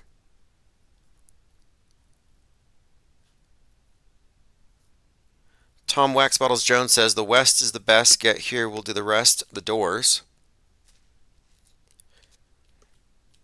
Well, okay, we had Westworld. Then we have Westeros burning. And then we have the Rust movie set, which is a Western. And we are correlating something here. Because Westworld had this significance in this chapel. And then the Rust movie set, you had a chapel. It gets pretty... it sounds convoluted when you look at it. Because we're talking about years of media, years of news and entertainment and propaganda just correlating. But when you see it mind mapped out, you can see how undeniable it is. That there is a deliberate, this is the main point, there's a deliberate synchronization between entertainment and news media. And we can prove this 10,000 times. Trump gets shot in the ear, Thine Ear Shall Bleed comes out, trailer for a major motion picture production. Captain America comes out with an identical scene, presidential assassination attempt, aligns in so many ways. There's every indicator here that we're looking at synchronized media. Everything, writ large. Unified field. Doesn't matter if it's news, political stuff, celebrity drama, comic books, video games. It's synchronized. There's an architect behind it. And people say, well, who is it? Who's behind it? And entry-level conspiracy theorists think that it's a Scooby-Doo episode. Oh, we just find out who did it and pull off their mask and then just point at them. No, that's part of the story. And there's this bifurcation in the Psy-War. There is a political horseshoe, but it's there by design. It's the far right and the far left in this purposefully created dialectic where they can never reconcile.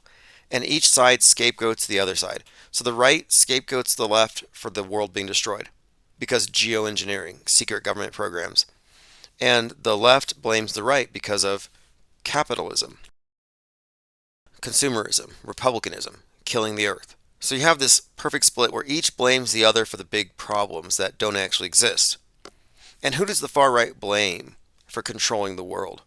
Well, the further you go, they'll say things. They'll say, oh, it's the globalists. It's a liberal global order. They'll use these euphemisms. But if you keep digging, you find out that behind George Soros, behind globalist, what Alex Jones is really saying is the Jews. It's critical Jew theory. They blame Israel and Jews for the world's evil. And this ties in to the basic good versus evil, God versus Satan, Jesus versus the synagogue of Satan, this older worldview. And their scapegoat is that. That's at the core of it. But they can't both be right, because who does the left blame? Is the far left saying, oh, they're controlling no, they're saying it's whites. Critical race theory. It's systemic racism. It's systemic racism, white privilege, this kind of idea that the West needs to be fundamentally changed because it's intrinsically racist in its structure. So their scapegoat is racism, and of course the benefactors of it. So you have this critical race theory versus critical Jew theory. They each blame the other side, essentially, for controlling the world, or they each blame their own little scapegoat, and they each have their narratives that support this. Can they both be right? And I'm saying that no. That in all likelihood, these are both red herrings. These are both false explanations built upon a faulty premise that they build an entire ideology around. Whether you're a chemtrail truther or a climate change eco-activist, you're both operating on a false premise.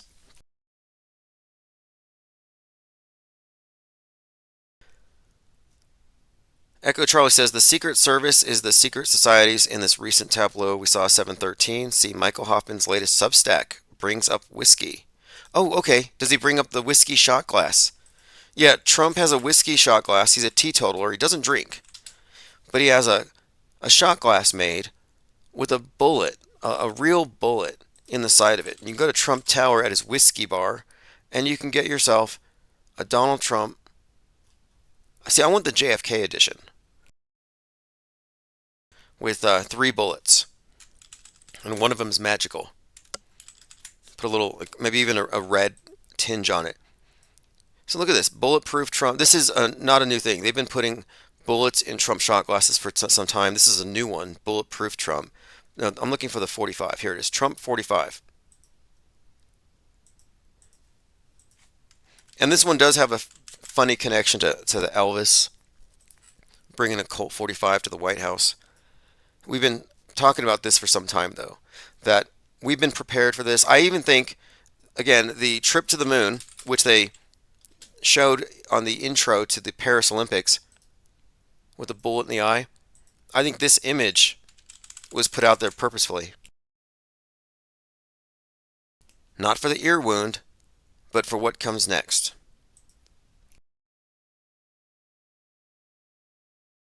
If you have a link to Michael Hoffman's Substack, if you want to post it, I definitely like Michael Hoffman's work. I read Secret Societies and Psychological Warfare. And he did another one, a really good one, having to do with the Unabomber. Greta Thunberg's pen pal, Ted Kaczynski. And his Unabomber piece was about how the Unabomber's attacks coincided with Jurassic Park, the movie, and that there was some kind of messaging being sent. He called this a call to chaos ritual.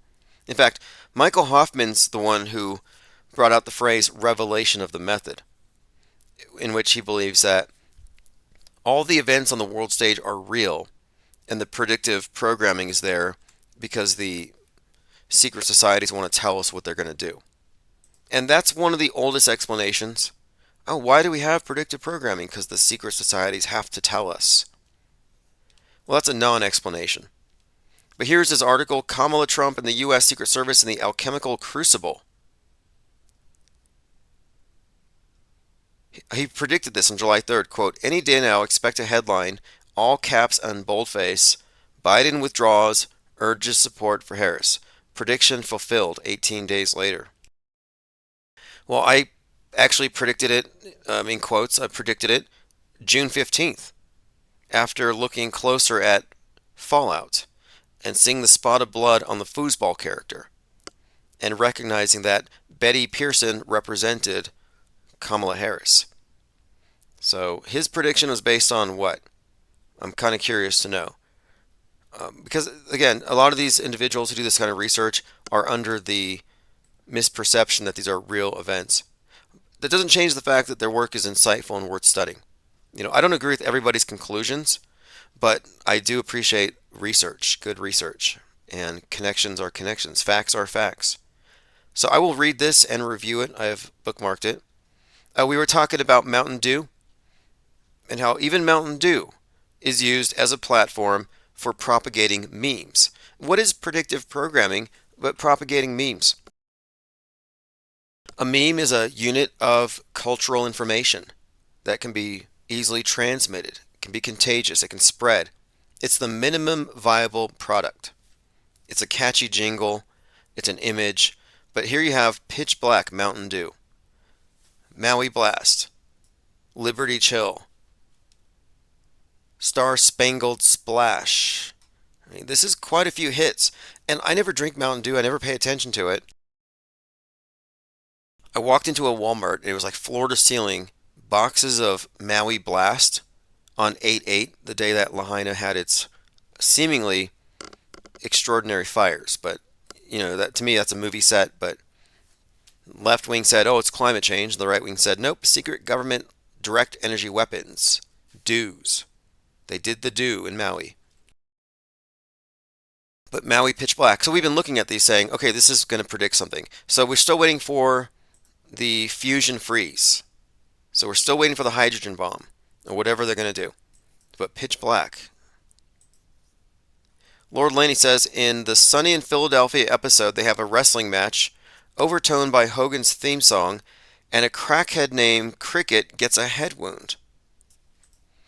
Fascinating. Hogan, head wound. Now, Hulk Hogan, again, is a meme. Is a person, he's an actor, but he's a meme carrier. He's a platform for disseminating memes. And I was thinking about how in the movie Stranger Days, there's a fight scene where one of the protagonists is fighting the Demogorgon. And the Demogorgon, I believe, is, well, in the movie it's this experiment. The Russian mad scientists are genetically creating these monsters. But this Demogorgon is a metaphor.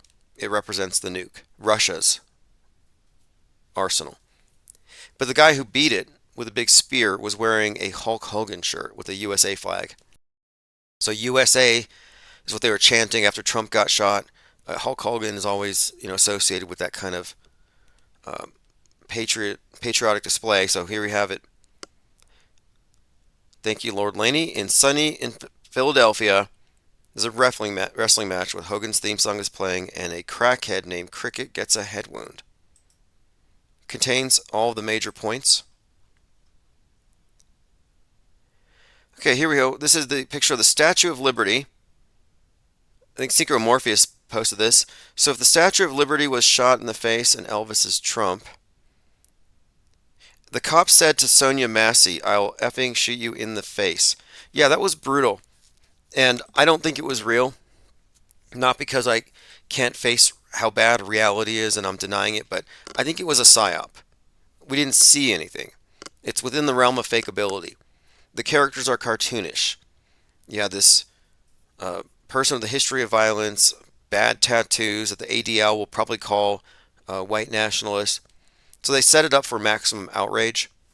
And it might have been intentionally as well put out there to diffuse Trump's fake assassination attempt. Because the assassination attempt gave him a lot of a lot of influence. A lot of people were looking at him sympathetically. He's a legend now, but now nobody remembers because J.D. Vance was in love with his couch, and someone else got killed by the cops, and whatever else the next distraction of the day is. But this is an interesting connection. He's comparing Elvis to the Statue of Liberty, which isn't something you're going to see very often. That's why you have to listen to Infinite Plane Radio. Now, I do see it, though. I do see an Elvis-esque appearance. I think the Statue of Liberty might actually be Lucifer. The chain, the torch. But anyway, interesting symbol all around. Made of copper, which explains the green hue. And the planet, Venus is considered to be, Venus was called Lucifer. Venus is Lucifer. And the metal associated with Venus is copper. So you could make your connection, I think, Lucifer, which would connect you to Elvis. You listen to JL26 and his whole explanation of how Elvis is the icon. You know how the caller mentioned the white Jesus. Everyone, the image of Jesus, everybody sees it, they know what it is. This is an icon, it's a symbol, it's a meme. Well, Elvis is a similar icon. And according to Jurassic Liars, Elvis has been proliferated to be the image of the Antichrist. Infinite Plane Radio. Hey, I have a quick question. Sure. Ask away. Okay, so what is like going on right now with what you guys are doing? Do you guys have a live right now? Yeah, we are live right now. Let me get the numbers. We've been talking about the Paris Olympics and their opening ceremony and the symbolism here. We got about 90 people on YouTube listening. About 90 people, and then I think another 50 or so on the audio stream. So we're about 90 minutes into Infinite Plane Sunday. What's on your mind? Interesting. Okay. You take conspiracies? Yeah, absolutely. Okay. Okay. Yeah, the Trump assassination was definitely a distraction, and I'm pretty sure intelligence orchestrated it. That kid definitely did not try to kill him. He just innocent to try to do something like that, unless the intelligence were brainwashing him for him to do something outrageous like that. What are your takes? Well, I saw him on a BlackRock commercial, and I Okay. noted a conspicuous lack of any social media whatsoever. So I kind of walk away from it thinking that this is like one of these school shooters where it's an actor pretending to be a patsy who was used by the intelligence agencies so that they could do something and blame him and then kill him before he can talk. Scapegoat. Yeah, Hmm. scapegoat, exactly. I think he's a scapegoat, scapegoat, a fake patsy. Because I was a scapegoat to something that they did, and uh it was human. They were trying to frame me for human trafficking for some reason. Um, because I had bought nudes from this girl, and it turns out she was like 17 or something, and so Oh, wait, they were trying to say that before you go on, I don't know if you want to say anything incriminating, but but anyway, go ahead, go ahead. Just keep in mind. I okay. So thank you for clarifying. Well, I mean, sounds like if you got But into trouble for something, I don't want to make it worse, but yeah, go on, no, explain what no. happened. Anyway, so they were trying to frame me for sex trafficking or something, and I had got a call from Naperville, Illinois, police station trying to make me sign a witness like saying that I was a witness and was not involved, and so like the whole thing escalated, and that's why a lot of people were getting those alerts of dangerous person or whatever. So Um, you got framed, is what you're saying? I got framed. I got framed and psychologically tortured. Well, was this person though? By You said this person you're in contact with, was this person a legitimate victim and underage and everything? I mean, that's pretty horrible. I actually don't even know who this person was, but apparently she was saying she got in trouble, right, with the feds because she was selling illegal content, I guess, and she was trying to say because she was trying to say that I had slept with her or something, and obviously not true, right? So basically, like, I was like absurd, like why? And then there's an FBI, there was a police person faking to be a FBI agent. I even asked for his um badge number, and he gave me some fake ass number.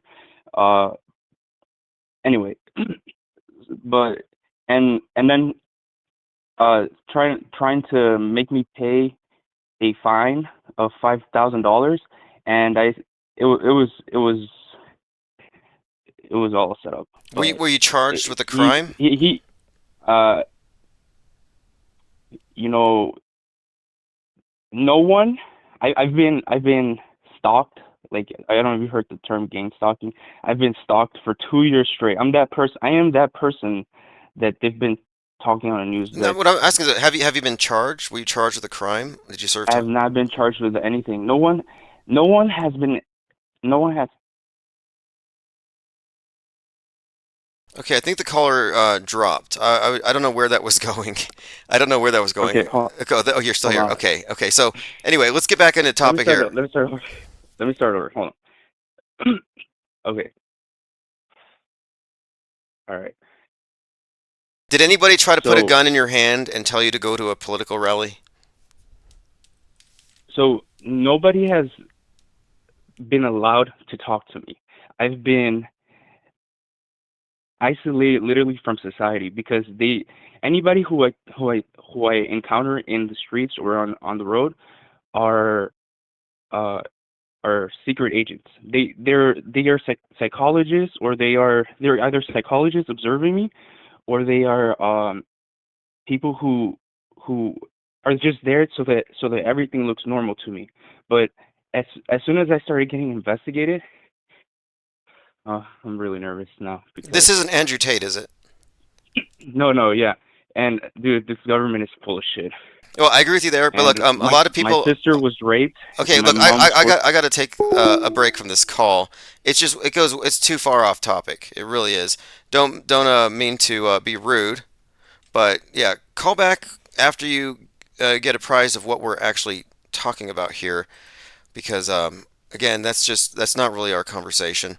Although, I guess we were talking about patsies, and it is true that we have had we had people in this community, Trutherville, who have been shown to have been handled by feds, people who should be in prison, who are then for some reason put into Trutherville. So anyway, Zinvella says caller read too many Philip K. Dick books. Yes, yes, Philip K. Dick did believe. Well, he claims that his trove of books were stolen. And he did claim that he got information beamed to his head from Sirius. J. Digg says, no time listener, first time caller. Elephant Tusk says, Dr. Osman, or How I Learned to Stop Worrying and Love the Bomb. Okay, Infinite Plane Radio. Hey, dude, this is Jurassic. Oh, awesome. Thank you. Somebody normal. Yeah. So, hey, we were talking about now Trump has mentioned Elvis a couple of times in the last few days, by the way. But we were talking about the bullet on the face of the moon at the intro to the Paris Olympics. Did you see that image of a bullet in the eye of the moon? Well, I missed it, but I saw somebody posted an image of it, and yeah, of course, it's absolutely predictive programming for Trump. Because remember, Trump put his face in front of the. You remember that image he did? He made that video of him going in front of the eclipse, the sun and the moon. Yeah, the eclipse video, which is hilarious, where Trump's face is eclipsing the sun, and yeah, the eclipse solar ad. Yes, I'll put that up on the And We're screen. coming up on a major fund. Yeah, and he was playing Elvis's intro. You know the Oh, the Space Odyssey 2001. thus spake Zarathustra. Yeah, that's right. That's right. So the intro to Space Odyssey 2001, for people who don't know, that song, that whole opening, that is Elvis's opening, and then Trump made that the opening on his ad for the eclipse, where his head eclipses the sun. I'll play a short clip here for about 10 seconds. Oh yeah, the most important moment in history, if you're just listening, and yeah, it's literally Trump's silhouette going over the sun. So there it is. And it kind of looks like Trump. It looks Elvisy, doesn't it? It's an Elvisy Trump. I mean, it looks like Elvis. That's what I meant to say. Yeah, it looks like Elvis, that image.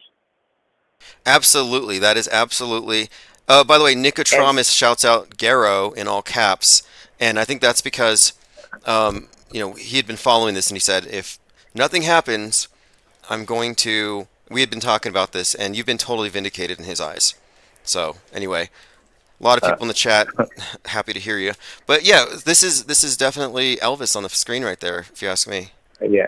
Yeah, and don't forget what the reason he did that in front of the sun is basically he's saying like it's death and then light again, like he's been resurrected. That's the whole thing about going from dark to light. You get what I'm saying? The eclipse. I see that. Dark to light, and it's a corona. It's a crown. Right, crown.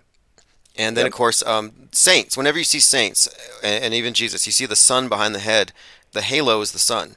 And so here you could even consider this to be another bit of the Christ typology, where they're constantly using Christian symbolism and stories and attaching them to Trump.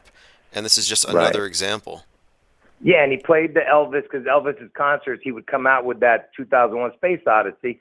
And I told you that Washington's going to get struck on June 11th, Seattle, Washington, or the whole area of Washington, the west side. But and the guy who wrote that Sprach Zarathustra, which is the 2001 Space Odyssey theme, it was written by Richard Strauss. Richard Strauss was born on June 11th.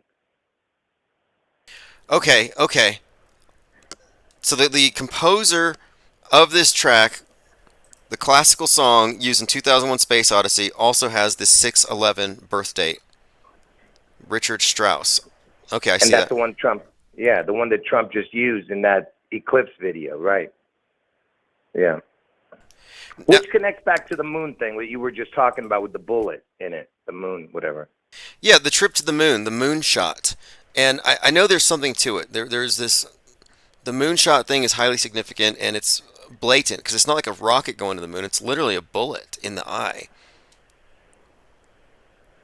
Yeah, because the Antichrist is supposed to get shot in the head, and one of his eyes gets damaged, and one of his arm too. So we'll see what happens. Well, apparently someone had asked him about his favorite celebrities and the celebrities he's met, and he had mentioned the only one he hasn't met is Elvis. And then yesterday, I believe it was yesterday, he was also talking about Elvis, and then I mentioned how at the RNC he did the Elvis comeback special intro with the reflective floor, like, so that there's layers here. But and for people who don't know, because someone had compared Elvis's face to the Statue of Liberty and suggested the Statue of Liberty is Lucifer, I was explaining before you called in that Elvis is like the icon, like we have the image of Jesus Christ that everyone sees, but Elvis is the way that the elite have represented the image of the beast or the Antichrist. Is that accurate? Well, it's absolutely accurate, because in heaven, Lucifer was a musician, and everything that oozed out of him was musical, and he was known for his pipes, like the Pied Piper, and whatever. So when he got tossed out, what better way for him to come back as a musician? You know what I mean? So that would be his final, body that he would inhabit. Would be the most famous musician known as the King. You know what I mean? Pied Piper has an interesting connotation here too, because the pipe, the syringe, the word syringe comes from syrinx, which is a reference to the pipe, like Pan's pipe. So there's this direct correlation between the syringe and Elvis is all about needles. Exactly. He got the polio shot on Bill Gates's first birthday, and right, and he made the movie It Happened at the World's Fair, where he was in the needle. He was the first one to have anything to do with the Seattle Space Needle. Yeah, exactly. And the symbol of Space Needle is highly significant. It ties into Dr. Evil's headquarters. Then you have, of course, it's the Tower of Babel. It's a same symbol as the One World Trade Tower, which connects to 9/11. It's just, this is all their communication.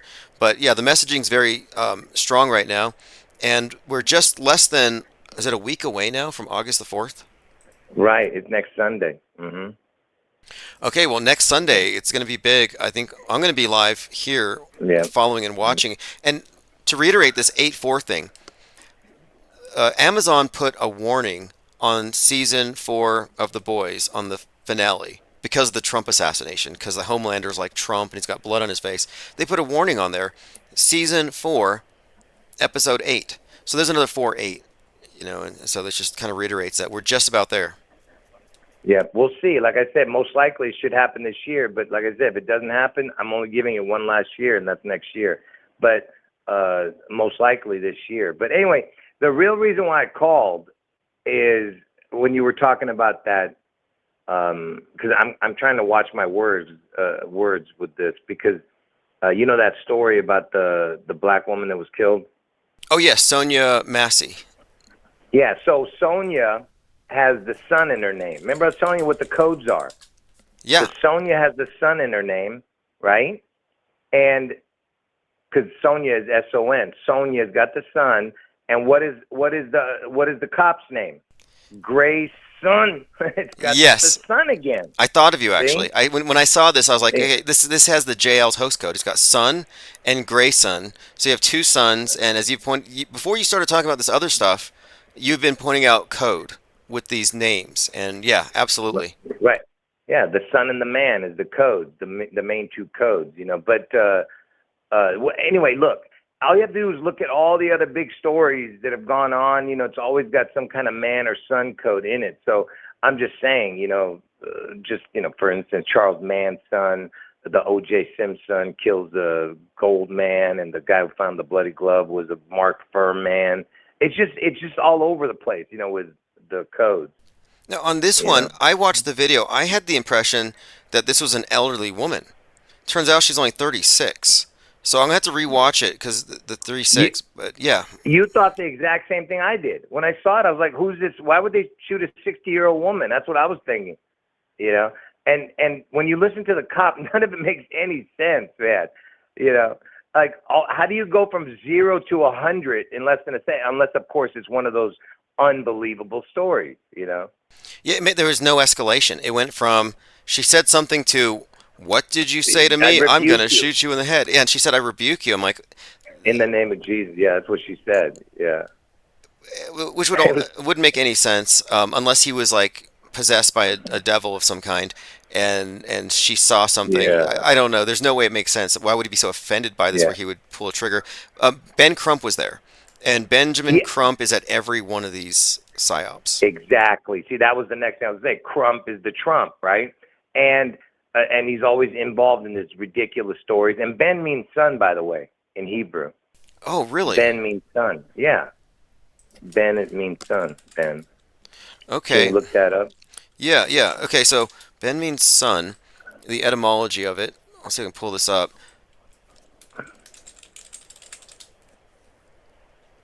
Fascinating. Exactly. Yeah. Anyway, so the point is that, have you looked at the family's reactions? Again, 0 tears. It's the same old story. Somebody's mom just died, or a sister or a family member, and like 0 tears, man. Oh yeah, they don't go through a grieving process. It's like a tragedy happens. Next day they come out with photos, T-shirts, and a GoFundMe and outrage. Yeah. And they're all like, Yeah. they're like, I mean, public speaking is difficult. It's one of the most feared things. People are afraid of going in front of a group, talking to a camera, and yet these people are trained at it. They're mediagenic. They know how to engage. They're activists. It's like yesterday you had a normal life, but now you're an activist. It doesn't work like that. So none of it rang true. But yeah, it says here in Hebrew, the word means son. Yeah, there you go. Yeah. So it's just another, it's one of those unbelievable stories, basically. So what else are you talking about? Yeah, I didn't really see any of the Olympics. So that's why I don't really have a comment about it, other than the horse. I saw the horse going across the water. Yeah, that was brought up. I think the main thing is, well, one thing, Kamala Harris said, what happened to any time, any place, referring to Trump backing out of a debate. But that happens to be one of the phrases on the Enough is Enough shooting the Illuminati Great playing card. catch. Yeah, she said Great catch. anytime, Right when any you said place. it. Yep. Yeah, right when you said it, man. I just thought of that right when you said it. Whoa. Great catch. So Oh, that's look at this. I'm watching a commercial. It says 2024 Jeep Fest preview, Toledo, Ohio, August 1st through the 4th. So, oh wow. what is this?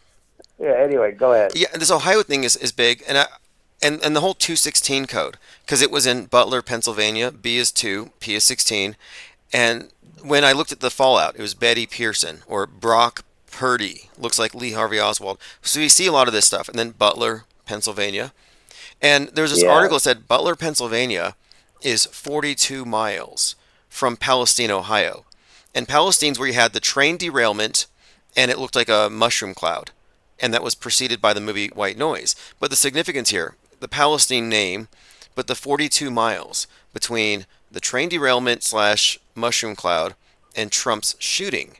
And I thought, well, that's interesting because the Paris Olympics opened up with a bunch of trains being shut Well, I down. got one for you. I've shown this before, but I have to show it again one day.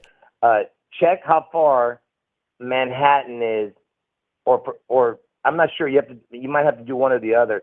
Check how far Manhattan is from Seattle or from New York to Washington. Check the first one first, Manhattan to Seattle. Oh, Manhattan, Seattle, 42-hour drive. There you go, 42. Do you see that? Yeah, that's funny. Well, Yeah. and the fire in California was started by, they said, just a 42-year-old man decided to throw a burning car into a forest, and now California is burning. So the 42 is a huge code. It's a symbol of Saturn. I think it's also, Well, because Washington is the 42nd state, and Elvis died at the age of 42. Yeah. oh yes, and the Space Needle, 42-second elevator ride to the 42-meter UFO at the top. Whoa. Okay. Oh yeah, that whole thing is encoded, built by the Pentagram Company. Yeah, that one is the big one. When I discovered that, I couldn't believe it.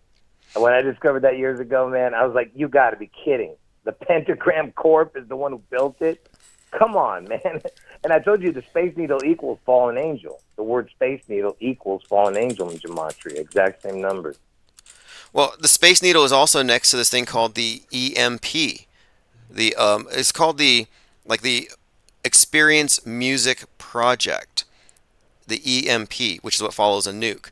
And it's right there Wow. adjacent to the Space Needle. They changed it now. It's called the Museum of Pop Culture, but it used to be called the EMP. So you have the Space Needle, the EMP, and right there in between them you have a statue of Chris Cornell from the band Soundgarden. Yeah. And what's your immediate association with him is Black Hole Sun, which I think has Yeah. there's a whole body of stuff here with the EMP. In one of the videos of Black Hole Sun, I don't know what it was some live show or something. They showed the Space Needle in the Black Hole Sun. Oh wow! See, I knew there had to be I don't. something. I'm I gonna see if I can showed find that. it. Okay. I showed that on, but I don't know where I saw it. I know I showed it on my channel. I just don't know what video it is. I didn't want to go looking for it, but I know I saw the Space Needle in the Black Hole Sun. They showed it. Well, he is forever associated with the Space Needle because of the statue there, and I'm finding many images of him and the Space Needle in the back. So I think this is another purposeful reference of the Black Hole Sun, and I think there's some other connections to it too, because I think the black hole could represent a black star. The idea of the black star, Yeah. the negative of the regular star, and so Elvis has these black star connections we talked about after Bowie died. But yeah, there's layers here, but certainly not a coincidence. Chris Cornell. Yeah. Yeah. I'm not sure what else we could talk about, man, 'cause I don't want to bore your audience, man. But we'll see what happens on August 4th. Trump, see if he's going to be in Ohio. But look, the point is, why would he choose a guy from Ohio unless there's some connection to it? That's all I'm saying. So we'll see if it's going to be this year or not. But most likely, it has to happen on August 4th. The head wound. But is it going to be in Ohio? I'm like 99%, but I don't know. I'm not 100 on that, but for sure that has to happen on August 4th, either this year or next year. So we'll see, and I don't want to bore your audience anymore. I don't think anybody's bored, but the fact that this headline came out talking about how the most significant 42-mile stretch in America right now is the stretch from Butler to Palestine, Ohio. linking the Why? shooting with a nuke, that's just too heavy of a connection. So there's something Yeah, going but on. why would they even say that? But why would they even say that? Like, that's weird. Yeah, it's from the examiner.com, the most important 42 miles in American politics. And it Wow. describes this 42-mile long drive between Butler, Pennsylvania and East Palestine, Ohio, and it connects the significance of these two events and why this flyover country matters so much. And part of it, I think, is this. East Palestine, Ohio. Ohio is considered to be, or the slogan is, the heart of it all, like Heartland, the center of America. What is Israel? The center of a nation. And so you had the East Palestine, Ohio, with this mushroom cloud. I think maybe it's foreshadowing something that could be happening possibly even in the Middle East. Oh yeah, one last thing. I'm glad you brought that up. That these the pigeons, who I call the pigeons, you know who I'm talking about, the people from Israel. The pigeons, they're attacking Beirut. I mean, Lebanon. And I told you I was born in Beirut, Lebanon. I don't know what they're doing, but I think they're going to be attacking Lebanon if they haven't already. Interesting. Israel strikes deep in Lebanon after rocket attacks, stoking fear of wider war. This was just a couple hours ago. Yeah, and don't forget, I'm born in Beirut, Lebanon, and don't forget the August 4th Beirut, Lebanon explosion. You know, the biggest explosion we'd ever seen. Yeah, that's another thing. You've been talking about this for some time, so we're watching August 4th. And August 4th, 2020, it says ammonium nitrate.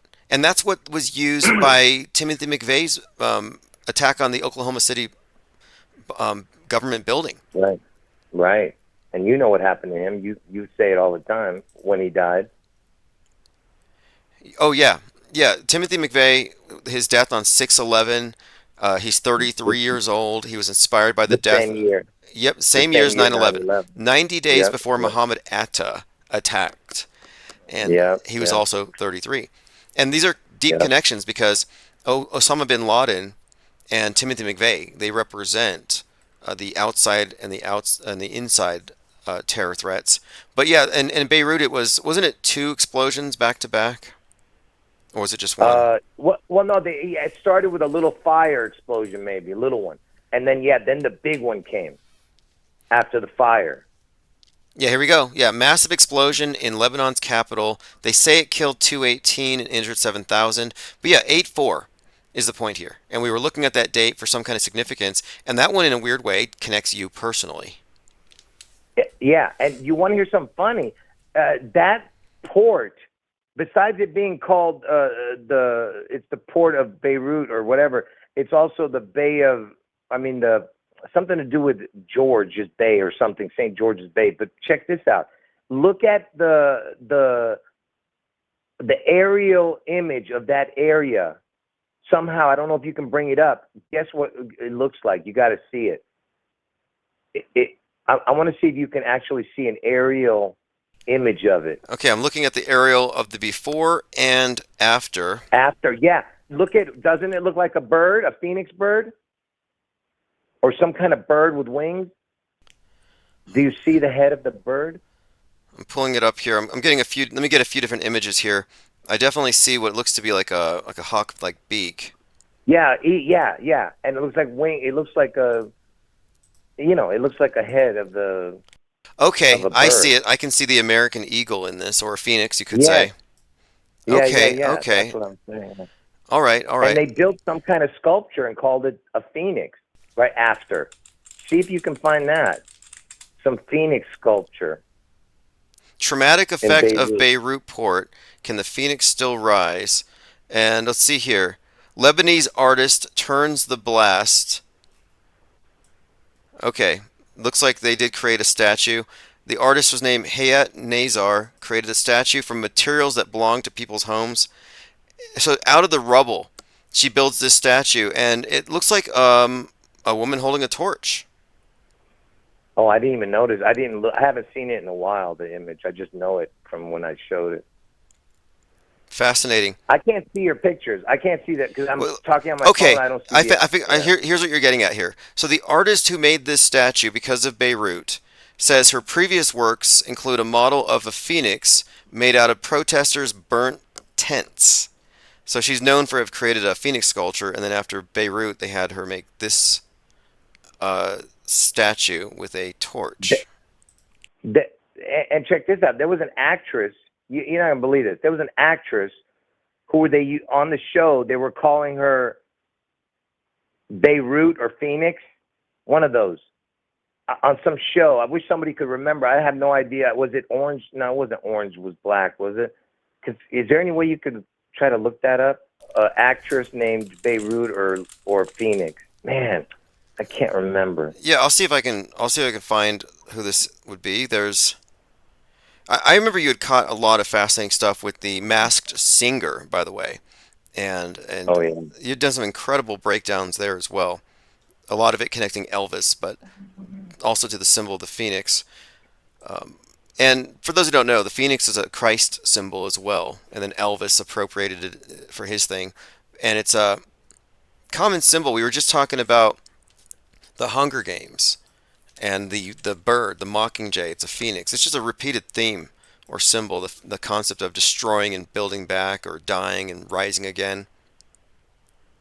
And Elvis would wear it on his outfits in concerts. The phoenix bird, the eagle, the dragon, the peacock. Every time.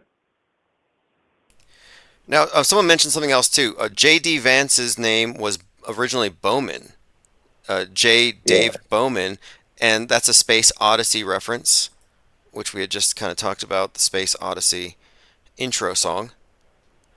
Wait, how does that have to do with Bowman? I don't know. Oh, I oh, mean, I know that Donald. I know his name is Donald. Actually, yeah, his name is Donald Bowman. Donald.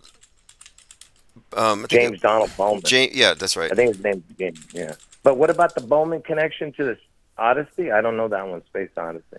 The connection is that the main character, the main astronaut, is David Bowman, and Oh wow. Yeah. so David Bowie is the Space Oddity. David Bowman, Space Odyssey, and there's actually a parallel story here. So David Bowie's real name isn't David Bowie, but I think David Bowman, his name, I think was taken to represent Bowman, and Bowman is the main character, and Space Odyssey merges with the monolith. But yeah, Right. That's what those monoliths are all about. That's why they keep bringing up all these monoliths over the years lately, because they're trying to tell you something's coming. They're about to birth the Antichrist. well, You know. the Bowman becomes a star child after merging with the monolith, which is like a child of the new age, which is very Crowley. Elvis being a rock star, and then when Elon Musk sent that car into space, it had an effigy of David Bowie, and it was called Starman, which is an anagram for Mr. Satan. And as you know, David Exactly. Bowie has the Elvis birthday, all kinds of layered connections there. Yeah, so perfect, man. It's like so perfect. And of course, Tesla is the word Seattle. I told you, it's the same letters. You just got to use it twice. Right. And David Bowie played Nikola Tesla in The Prestige, which I was trying to watch it and I was a little short on cash that night, but somebody had super chatted me, so I can finally watch The Prestige. I'm going to rent it because I know there's loads of programming in there, but David Bowie plays Nikola Tesla, which is another connection to that same name. Yeah, and Bowie. Yeah, everything with Bowie's connected to Elvis. Absolutely, the lightning bolt and all that stuff. Yes. Yeah, that's why when we talk about Elvis, we're not just talking about some pop star. We're talking about a living idol, an icon. We're talking about a historic personage attached to a human being on the world stage. It's like 9/11 wasn't just a terror attack. It was a huge event, a construct that is more than just what you see on the Yeah, screen. Elvis is the yeah, same. It's very yeah. loaded. Elvis is beyond it because if you think about it, think about the biggest star. Okay, I'll give you one. Taylor Swift, right? Let's say Taylor Swift. Does Taylor Swift have a statue of her in every city of every state in every country? Elvis has a statue in every city of in every state in every country. There's not only Elvis impersonators but statues of him. You know.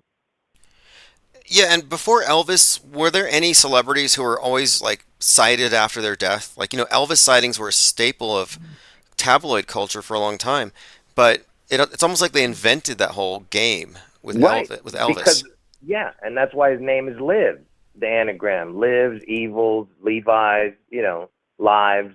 The point is, that's why you had the Black Lives all over across the earth, because they were putting Elvis's name out there subconsciously. That's subconscious, what they're doing. Yeah, it's a data dump of symbolism that your mind is absorbing whether or not it knows. I mean, I think our subconscious processes anagrams, symbols, Mm-hmm. it processes puns. I mean, look at dreams. And the study of dreams by like Carl Jung, all about how it uses puns and how words and images merge, and it's the dream world. And they communicate to the dreaming mind through targeted propaganda messaging. And yeah, we're picking it up. Yeah, listen, last thing. Just imagine that Benjamin Netanyahu, first of all, Benjamin Netanyahu, his full name equals the mark of the beast. Okay, so if you put those words in, it'll equal the exact same in every cipher as Benjamin Netanyahu. But that's why he's there, because he's got to be here for that purpose, not because he is the mark of the beast, but just his name equals it. So that's why he's going to be around. But check this out. He had they put a gold statue of Benjamin Netanyahu. Guess how long it lasted before someone tore it down? Yeah. One day. 24 hours, they tore it down. Somebody put it in the middle of the square of, in Israel or whatever, and they tore it down within one day. Elvis has a gold statue, 16-foot, 20-foot statue. I don't know what the hell it is. It's gigantic. And it's been there since the 80s. Okay, whatever. So I'm just saying, he has a gold statue. There's nobody else who has a gold statue in the Holy Land, because that's what they say, the Holy Land, right? But Well, why is Elvis, well, the Elvis thing too. If you remember his Aloha from Hawaii satellite, January 14th, 1973, they had 1.5 billion people watching that. Right. And satellite sounds like Seattleite. Like that's what they call people from Seattle, Seattleite. Yeah, and when we get into the satellite too, I think what we're really saying, because I don't believe in satellites, I think it's all occult, and it's part of this infrastructure that masquerades with science fiction, something that is actually from the mystery schools. And so I think satellite is a reference to Saturn worship, that Sat, then El, and then Elohim, lights in the sky. And I think Starman ties into this general theme as well. But that the Elvis's image beamed from the satellite is the same thing as man who fell to earth. Starman, the idea of the star or the falling star, it's light from the sky that condenses into matter. And by the way, the address for that place was 777 for the address for that concert place. It was called the Honolulu International Center. Now check this out. Type it in, Honolulu International Center. Look at a few photos until you find the one that looks like the Space Needle. It looks like the top part of the Space Needle, the round part. Yeah, I see it. A big UFO. Yeah. So he was beamed into a UFO, essentially. Yeah. Yeah.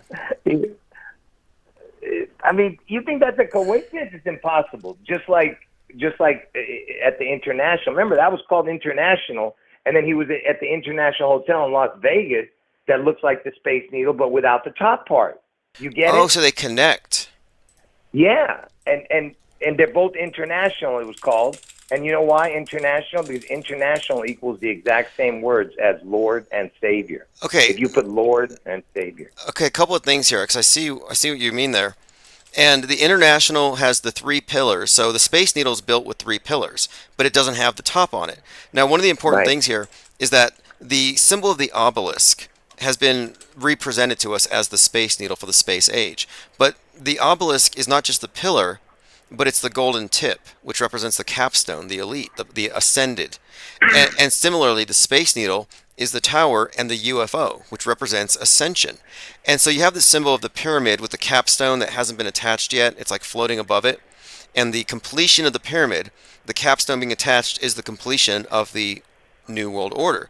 So if you look at the symbol of the International Hotel with the 3 pillars, and then separately from his Honolulu concert, the UFO, that's the capstone to Right. to complete the pyramid or to complete the obelisk. It's the same. And satellite sounds like Seattleite, and that's exactly, what you're saying. And I told you, and Space Needle equals fallen angel in gematria. And by the way, international equals Lord and Savior. You put those three words, Lord and Savior, equals exactly the word international. And guess who uses international as his name? Trump. His hotels are called international. Very interesting. Yeah. Now, what is this on the international? I'm just looking at it now. It's got like this sphere between the three pillars, and it reminds me of in Oppenheimer's test. They had the gadget, which is a sphere that they raised up in this tower. Great point. Yep, exactly. Good one. I was just thinking it was some kind of saying that he rules the world type of thing, But you're right. That's probably more of what you're talking about. That. Yeah, we have a replica of it down the street from me, where it's a big tower with this suspended spherical contraption. But these are all very fascinating connections. I did not know that about the Aloha from Hawaii concert, that it's in this big UFO thing, and that perfectly does complete with his international. And one more thing too, Starman going into space. Yeah, it's a Bowie effigy, Elvis connections throughout it, but also it went into space through a space needle. The rocket is an obelisk, and the obelisk has been called at times Cleopatra's needle. So I think symbolically these are all linked. There's some kind of a ritual here that we're seeing played out, but yeah. Right, the Rocket Man, and that's why Trump was calling Kim Ding Dong, the North Korean dictator. He was calling him Rocket Man because he's born on Elvis's birthday, just like Bowie. Oh, he has that birthday as well. That's weird. I didn't know that. Yeah, I know you mentioned Kim it before, Ding Dong. but there's so much. And in the movie, Elvis made a reference twice. He's in two different scenes. He mentioned that he wanted to get on a rocket and fly to the Rock of Ages, whatever that means. But two different times he mentioned it. Flying on a rocket, and that got me thinking Starman. But anyway, this is a lot of information. And then there's other thing you connected to. The hospital where he was born, is that the one? Or was it where he died? The hospital where Elvis was born looks no, where he died. Where he died. The hospital where he was pronounced dead. Baptist Hospital, 3:30 on August 16th. Okay, well, looking at the architecture of that, it looks like the Georgia Guidestones. As Absolutely, exactly like the Guidestones, and they demolished it on 11/6. Right, they took down the hospital where Elvis died on 11/6, which is another connection like 6/11. And here we have the Georgia Guidestones, which they demolished on 7/6 on George Bush's 76th birthday. But tons of fascinating connections here. And yeah, that does look conspicuously similar to that hospital. Yeah, and it's connected to George. George is Washington State.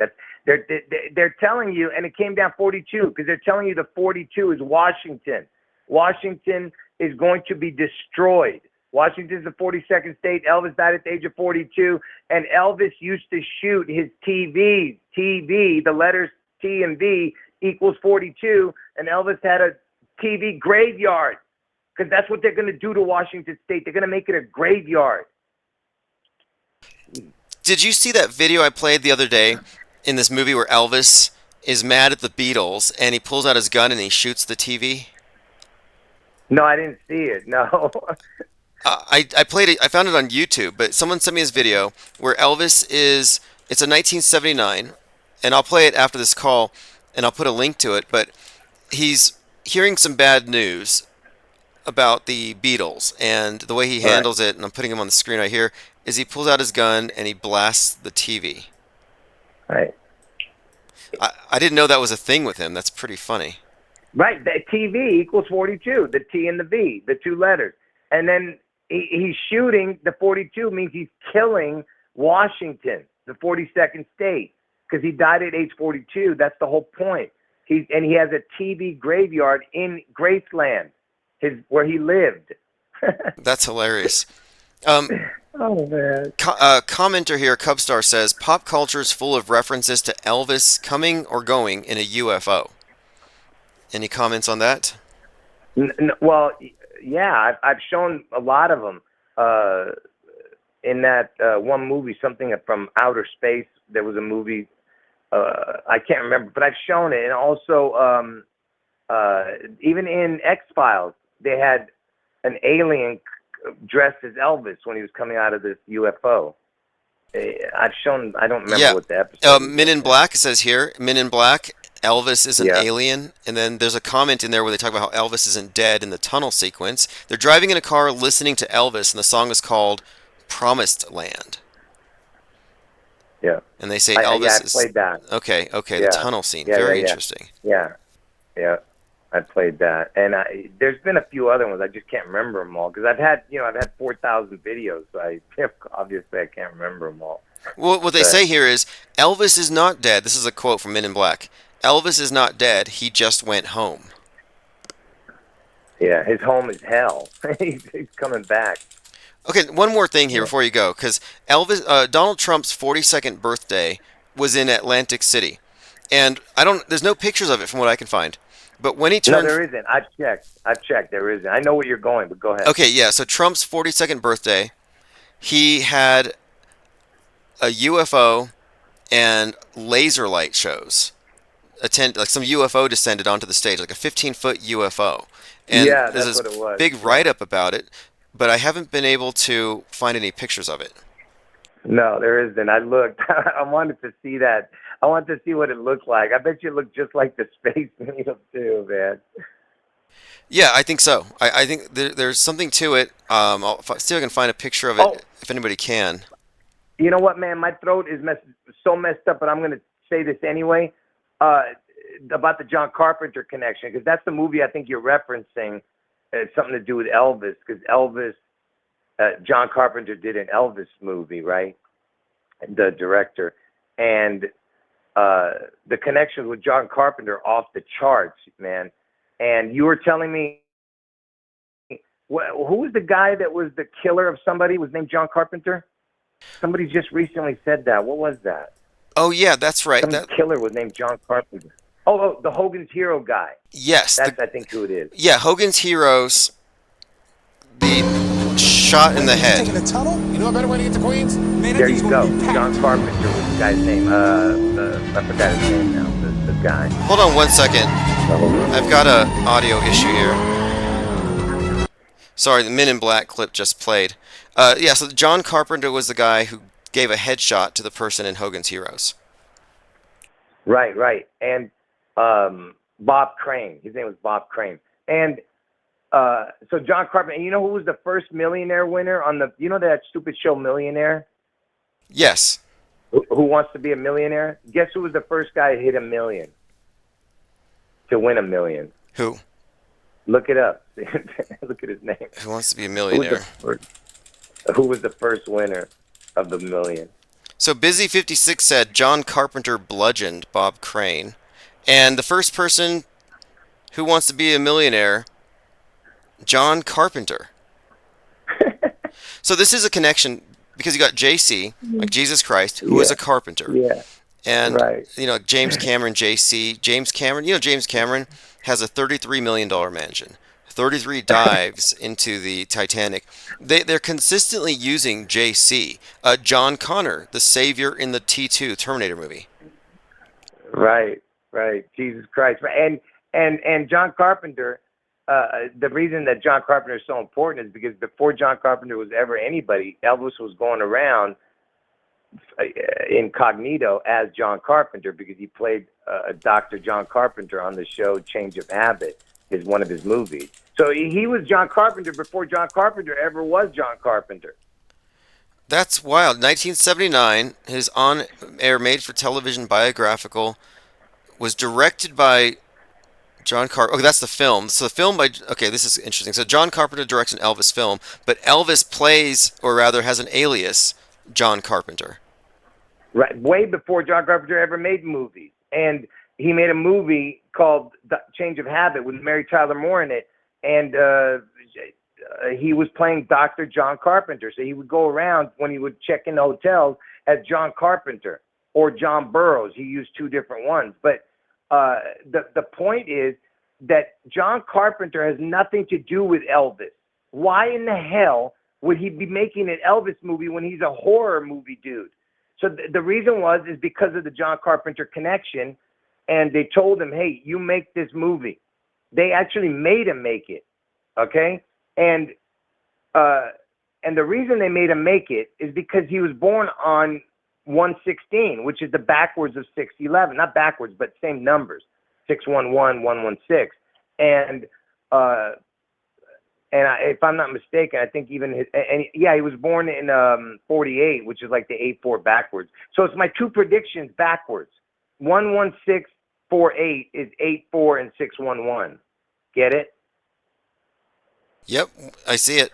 John Carpenter, yeah, 116, 1948. Yeah, so it's 84611 backwards. My two predictions. And John Carpenter, who did he marry? Go look it up. He married that big boob creature, Adrienne Barbeau. Look her up. Look up her birth date, Adrienne Barbeau. Okay, and really quick while I look this up, do you know how old the FBI is? They just celebrated their birthday. How old? 116. Whoa, no, I didn't know The that. FBI just turned 116 2 days ago. Wow. And Adrienne Barbeau, June 11th. And I got a comment. Messianic Charlatan says, Korea's Rocket Man is buddies with Dennis Rodman. I'm sure you've commented on Rodman. that. Okay. Oh, of course, yeah. Total fake story. That's why they put him in there. Why the hell is he going? Because North Korea doesn't exist, dude. There's no such place as North Korea. It's just some kind of government installation that they created after the Korean War because they know that they were going to use that place as some place that they're going to probably destroy in the future. You get what I'm saying? Oh, interesting. I hadn't thought about that, but you're probably right. And for anybody who's scared of this North Korean dictator and his missiles, those look faker than Jeff Bezos' Blue Origin launches. It's like he gets these recycled Amazon rockets and spray paints them drab green. They're terrible. Yeah. The whole thing is a farce, man. The whole thing. There's no such place as North Korea. Yeah, I think I'm with you on that. I think it makes too much sense because it would be perfect, just a big movie set to create this dialectic and maintain these tensions. Because they're going to destroy it in the future. That's probably why. That's what I'm saying. Well, fascinating. Well, hey, this has been great information. Thanks for the call again. I think that the Elvis stuff is fascinating, especially the stuff we just connected here, the UFO. Yeah. Fascinating stuff. All right, cool. Well, all right, bro. Call anytime. Take Thanks. care, man. All right, great information as always. I believe Mike D's running amok in the chat, but I think we blocked him. I don't know what it was. I don't know what his issue was, but for some reason we found him to be oh, that's right. We said call in. Call in. Phone number's on the screen. You can't cry censorship if you can call me direct. Oh, that's okay. J Dig says Mike D pled with all his family and friends to leave Seattle for the 6/11 prediction a couple years ago. When they survived, they laughed at him. Now he's grudgy. What's that verse from Genesis where the ark doors closed? Is it Genesis 6 where it's like, everybody's laughing at him, but once the ark doors closed, nobody laughed anymore?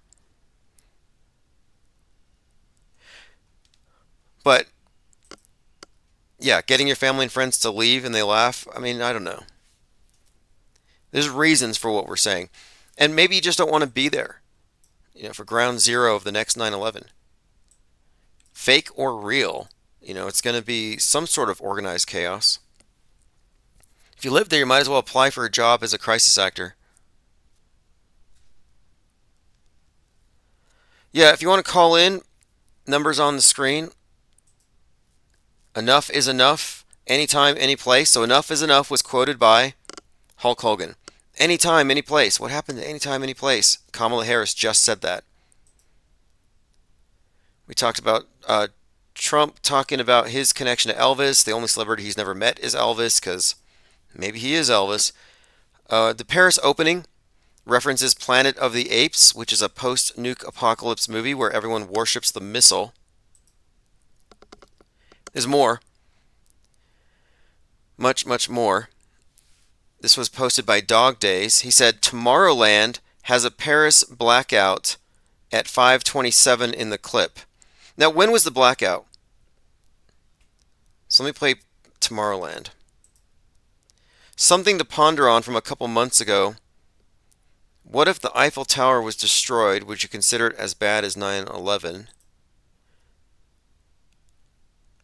Dog Days has said, I did say something bad will happen at the Olympics, specifically mentioning the Eiffel Tower since I was in IPG. All right, let's look at this, Tomorrowland. And he said, look at Tomorrowland at 5:27 in the clip. And speaking of blackouts, Leave the World Behind is about everything shutting down. And the opening track, if you look at the musical, the soundtrack to Leave the World Behind, one of the first songs on there is called, if I get the track list here, The Revenge by Joey Badass, spelled with dollar signs. Kind of like how Crisis Actor, spell with dollar signs. I spell PSYOP with the dollar sign. But yeah, this song called Revenge is, it has a video. Are we shutting down? Looks like we're having gremlins in the wires here, so just give me a moment here. Hopefully the audio is not interrupted. But in the song Revenge, the main character in the video blows up a transformer, presses a button, and shuts down the lights. Okay, it looks like we're having a bit of a hang up here with the audio and video. It looks like gremlins are chewing the wires, but the audio is good. So we'll just hang out here for a moment. Tom Wax Bottles Jones says, some claim Elvis made a cameo in Home Alone 2. Immortal AI says, great call, breaking things down, went deep. Leonard D. Yuda says, Snoop looked like somebody's something uncle holding the Olympic torch. Well, Snoop is wearing a Baphomet necklace, which is triggering some people. It's a goat. Yeah, the audio is fine, but it looks like our video has gone down. So we're just going to give it just a moment. But I was going to go through something here.